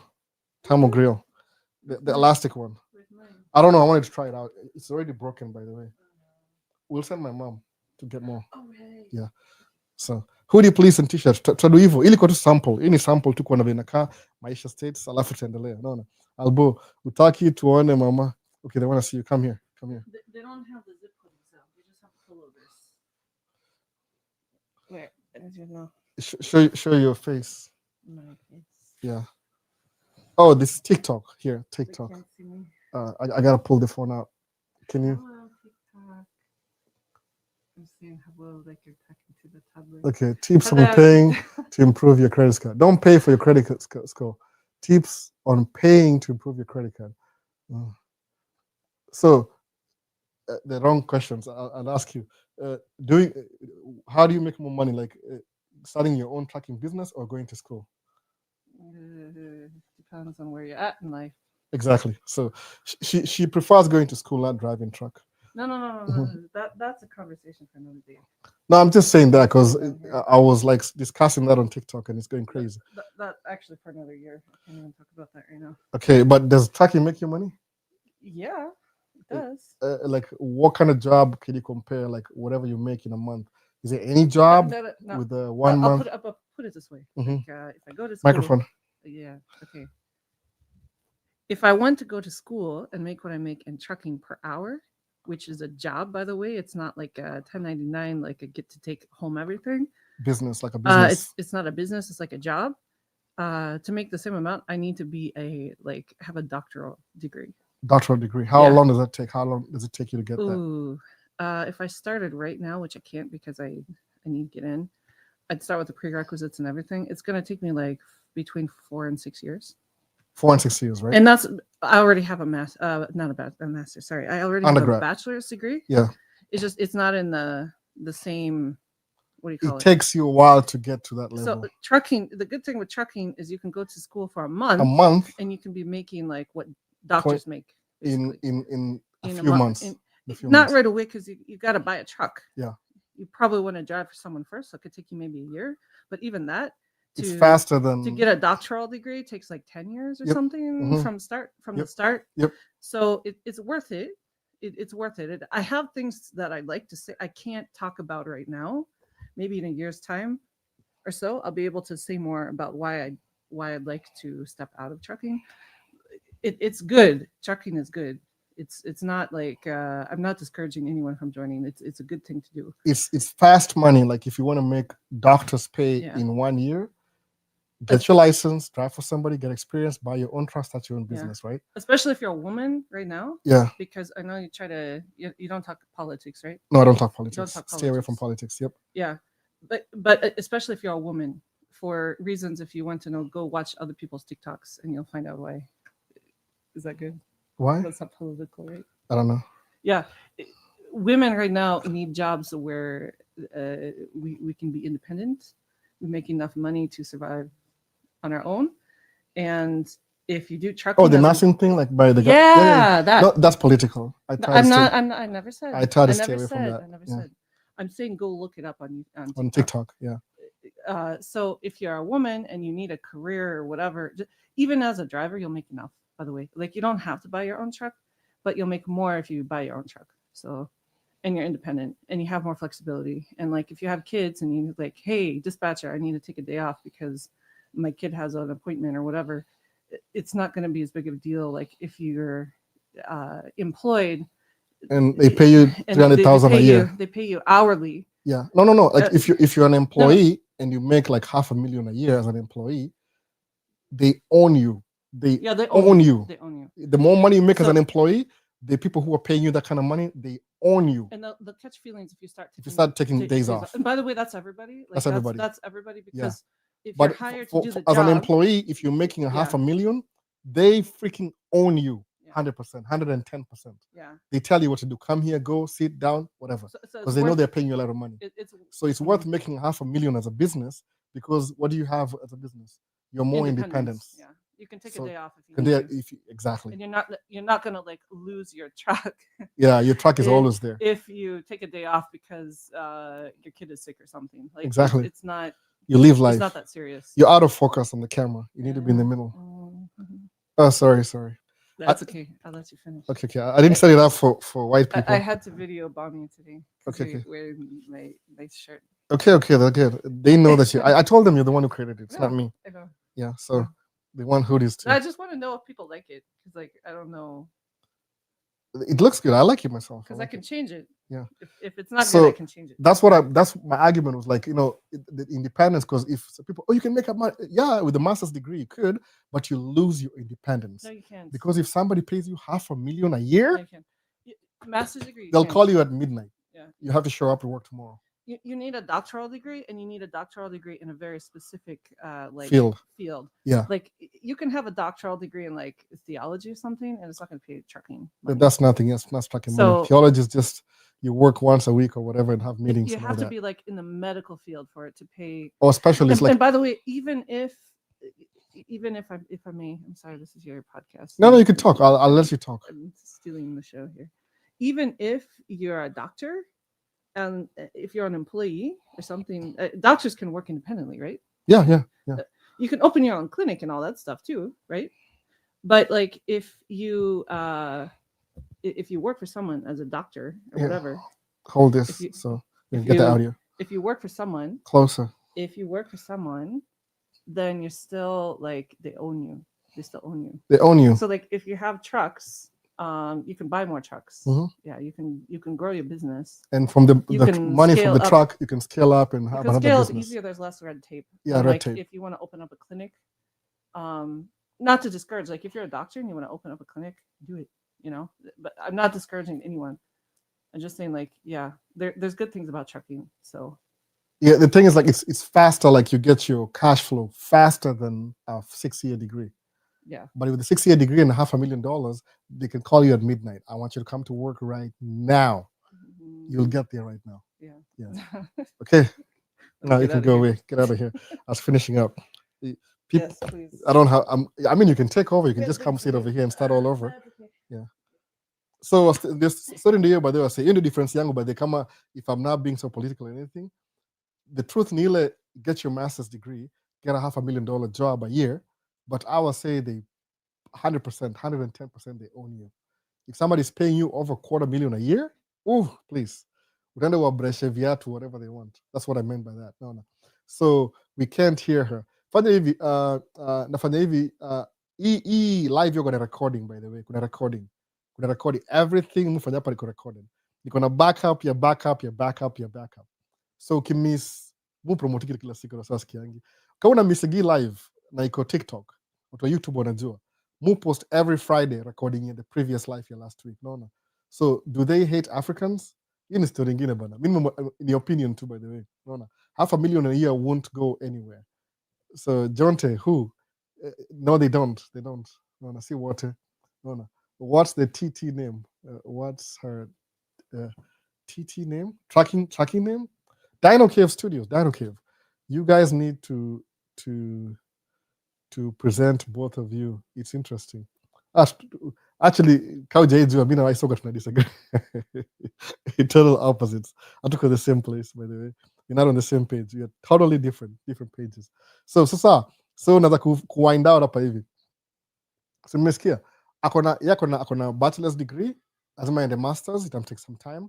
Lakini if you want to get money quick, like you want to start investing in your business and everything, kutoka hiyo ni poa kwenda hiyo route ya tracking, because it's pretty much owning your own business. Then you scale up and scale up and scale up. Next thing, kama uko nursing, alafu uanze your own business. Ni the same thing, just start a business. Uta scale up faster than being a good employee making $500,000 a year. Because if somebody's paying you $500,000 a year and they say you're going to work 80 hours a week, you're working 80 hours a week. Hiyo ndio difference. Sasa ile independence. Hiyo ndio ile my perspective. No. I want to own a fleet. Yeah, you say it. Nimesema hivi, one of the best thing you could do kitu ni hivi. Look at your goal, set your goal, alafu reverse engineer your goal. Mona. Jonte, swali ni gani ni hiyo? Ameolewa na hawezi kuwa anachukua wa Afrika. Kuna by the way, Wangosa upenda wa Afrika sana. Sikudanganyi. Ile tu lazima ukuje proximity ndio ujue. Unaona. Ukikaa mbali utakuwa prejudiced. Unaona. So front states si ana make do mingi sana. Mtu anafanya tracking front state to state, ana make do mingi sana. Yeah, hata local so make do mingi sana. And the same thing. Unaona. We have kids. Kushinda msee anafanya kazi employee. Mimi sina mambo mingi. Bro, where can one buy a truck to start? Oh, kuna dealership, they're everywhere. No, just go to volvo.com. Freightliner. Mi nilibuy truck yangu is 401k good? Yeah, it's good. 401k if you as an employee, it's good. Alafu suppose uko na 401k. 401k by the way, sijui tunaelewa 401k ni nini. Ni kama is a form of investment. Ukisha invest na 401k as an employee, then you start your own business. You can move your 401k from your employee to your business, by the way. Sawa. Ukifanya tracking, kukaa na familia ni noma. Nikki Shiku. Hii ni local. Nikki. Wewe ni mgeni hapa. Mufanya local. We are home today. Akona degree you drive truck pia. Akona truck yake wife pia. Nilimbaia truck yake. Umeona? A good truck ni, I don't know. Musamanga, if you're in business, never look at how much something costs. Sabu, the cost of starting business, kuna ile initial cost. Trucking is one of them. No. How much is a good truck? It depends. I can't really tell you that. ina vary. Unaona, it depends who the previous owner was, how well it was maintained. Unaona, uliuza truck, sijauza truck bado, niko naye bado. I'm looking for serious buyers. So nafaa kumaliza. So kama kunitafuta, hiyo inamaanisha time yangu imeisha. Amacho nime overstay. So namaliza questions za YouTube pia haraka tuliko YouTube camera. Ilikuwa gani hapa hivi? So local truck drivers is moving around your state. Si state, around the city. Ni kama local ni hivi, by the way. Nani uliza swali? Nikki Shiku. Local ni una move Nairobi city peke yake. Unamka asubuhi kutoka Nairobi hapo alafu narudi home jioni. That's it. Hata si state ni city around Minneapolis, St. Paul. That's it. Hatuendi outside the city. We'll walk within the city. 10 minutes away, 20 minutes away, hivyo. Naona ndio hivyo, ni local, hii ni local. Ana drive truck, by the way. Huyo mama unamwona ana drive truck. Kama oni dem, I don't know what you're thinking. Naona ana make karibu 24,000 a month gross. To expenses, but I take home 15 or something. Naona hata 18 depends. So hata mademu kama uko sure ati mumwambie afanye video, ataka kufanya video. But yeah, I know why, because career yake haizi fanya social media sana juu itamuaffect baadaye na career. Umeona? So that's why. Unaona? So anaendesha truck full time. Hiyo endesha truck kabisa. Ameendesha 7 years hivi, by the way. Mimi nilimuinfluence. Ili take 5 years kumconvince. Umelink na YouTube ama ameenda kwa live ya YouTube? Ako both, niko both. So ameenda. So unafanya hivi na mother TikTok, by the way, na mother TikTok. So kama uko TikTok, muripichana TikTok camera. Kama uko TikTok na wewe miss video, naweza ku advice. Enda kwa Maisha States YouTube channel. Maisha States, kama hii t-shirt. T-shirt ndio hii promotion. Inakaa opposite, but ni ile Maisha States YouTube channel. Tafuta Man Cave Talk playlist. Utaona kila kitu kwa hivyo. Man Cave Talk. Gapiri umechelewa. Nitakuingia live yako jana nikashinda jiko na mtoi yako naamka kilala. So enda kwa Man Cave Talk. Utapata nini huko hivyo. Man Cave Talk. All the lives. Tuko live ya gapi? Hii ni live ya 100 lives tangu nianze. 2.5 years ago. So enda kwa Man Cave Talk. Let me repeat. Man Cave Talk. Maisha States YouTube channel. Maisha_States. Man Cave Talk. Utapata hii recording iko huko hivyo. Atakwambia kila kitu. Unaona? Mu record everything. I have videos from 7 years ago. Bado. Sasa. So wacha tumalize live. 24k a month ni good. Hiyo ni overall. Hiyo ni gross income 24. Alafu unachukua kama una track payment maybe ni 4,000, unabaki na 20. Mafuta kama 3,000, unabaki na 18. Insurance 1,000, unabaki na 16 hivi. Unaona? In take home. Kama una track mbili, same hesabu, lipa dereva, baki na hiyo nyingine. That's it. Unaona? Iko available on Amazon. Man Cave Talk. Green card zilifunguliwa. Siko sure, I don't know, siko sure. So na maza live bana, kama una swali yote, jaribu ku leave in the comments down below, ama kwa video yote, kama tuma message alafu tutai address next time. Ama vipi? I'm running out of time. Unaona? So our only hope ya US ni green card. That's good too. So tamalza live. Unaona? Ena mwone video nimepost mingi huko hivyo. Alafu tubaki saa tumaliza. YouTube sasa. Unaona? OG YouTube camera. So kuna Enos Juma Stories. Bro, I knew your channel nikiwa campus now 4 years out without employment, but I don't believe that government jobs can make me where I want to be. One day nitapata chance pia kuja huko States. Kama una degree, sio degree yako ni gani by the way. Sikiza hizi ma advice, alafu kuje. Yani place yourself utakuwa na ability ya scale up ndio unaongeza scale up in business. Sasa inafanya TikTok kando. Leo nimechoka yani fatigue. Albo unajua story ya trust fund? Yeah, najua. Trust fund ni kama najua exactly what trust fund is. Ile unaweka kama tuseme unafungua ni explain trust fund. Kwa time. Trust fund ni hivi. Ndio ita kwa clip. Because I have to prepare for clip. So trust fund ni hivi. Wacha explain how una open trust fund. Trust fund unafungua, unaenda kwa EIN, kwa unachukua kwanza ile unaangalia what are the requirements you need in your trust fund. Ile stipulations ni nini? unasema one of my first kid atapata hii, my second kid hivi, hii pesa itaenda kwa hii, italipa hao na kila kitu, blah, blah, blah, blah, blah. Hiyo ni trust fund. Alafu ushafungua ile stipulations, inakuwa notarized, stamp na mtu ako notarized kama lawyer hivi. Ishakuwa stamped notarization, the next thing ile unaenda kwa IRS website, unafungua EIN number ya trust fund. Alafu unaenda kwa bank, unafungua bank ya trust fund. Alafu any money you have in kwa hiyo bank ya trust fund. Alafu unairegister. That's it. Ni kama family business basically. A trust fund is a family business basically. Alafu so anything happens to you, your beneficiaries take over. Alafu una run everything. That's what a trust fund is. Nimeipeleka haraka lakini ni kitu very important. Ni ile tu ukishatoka duniani hivi umetoka, this is what's going to happen. The trust fund will take over ya business yako na kila kitu. It's very advisable to have one. Priority number one. Usichelewe, usiprocrastinate. Ni muhimu sana. Hata kama una do, fungua tu. Because there's something called probate court. Unataka uavoid probate court at all costs. Unaona? Trust fund ina bypass probate court. Hiyo ni explanation ya siku ingine. Sasa, hiyo ndio trust fund basi. So, see you next week, Maisha States. Sisi tunapenda. Unaona? The Chieng. Sasa, karibu sana na kwa family mzima hapa hivyo. Nomad, have a blessed afternoon. Just to let you know, natuma leo hiyo imenisumbua sana. Koko gari already. So hi Albo, I'm happy to watch the live locked in from Kericho. Kirui Devinsky. Yesema fua. Devinsky. Sasa Vini. So video semaje. Inafaa mama akuje kwa live once in a while. Kama anataka. Mostly yuko kuja kunisumbua tu. So actually kuja hapa anamaanisha my time is up. Kama ujui. You guys look great together. Great family, Albo na wife. God bless you. Albo ni connect na sister yake mdogo. Ana sister mdogo, yeye ndio last born.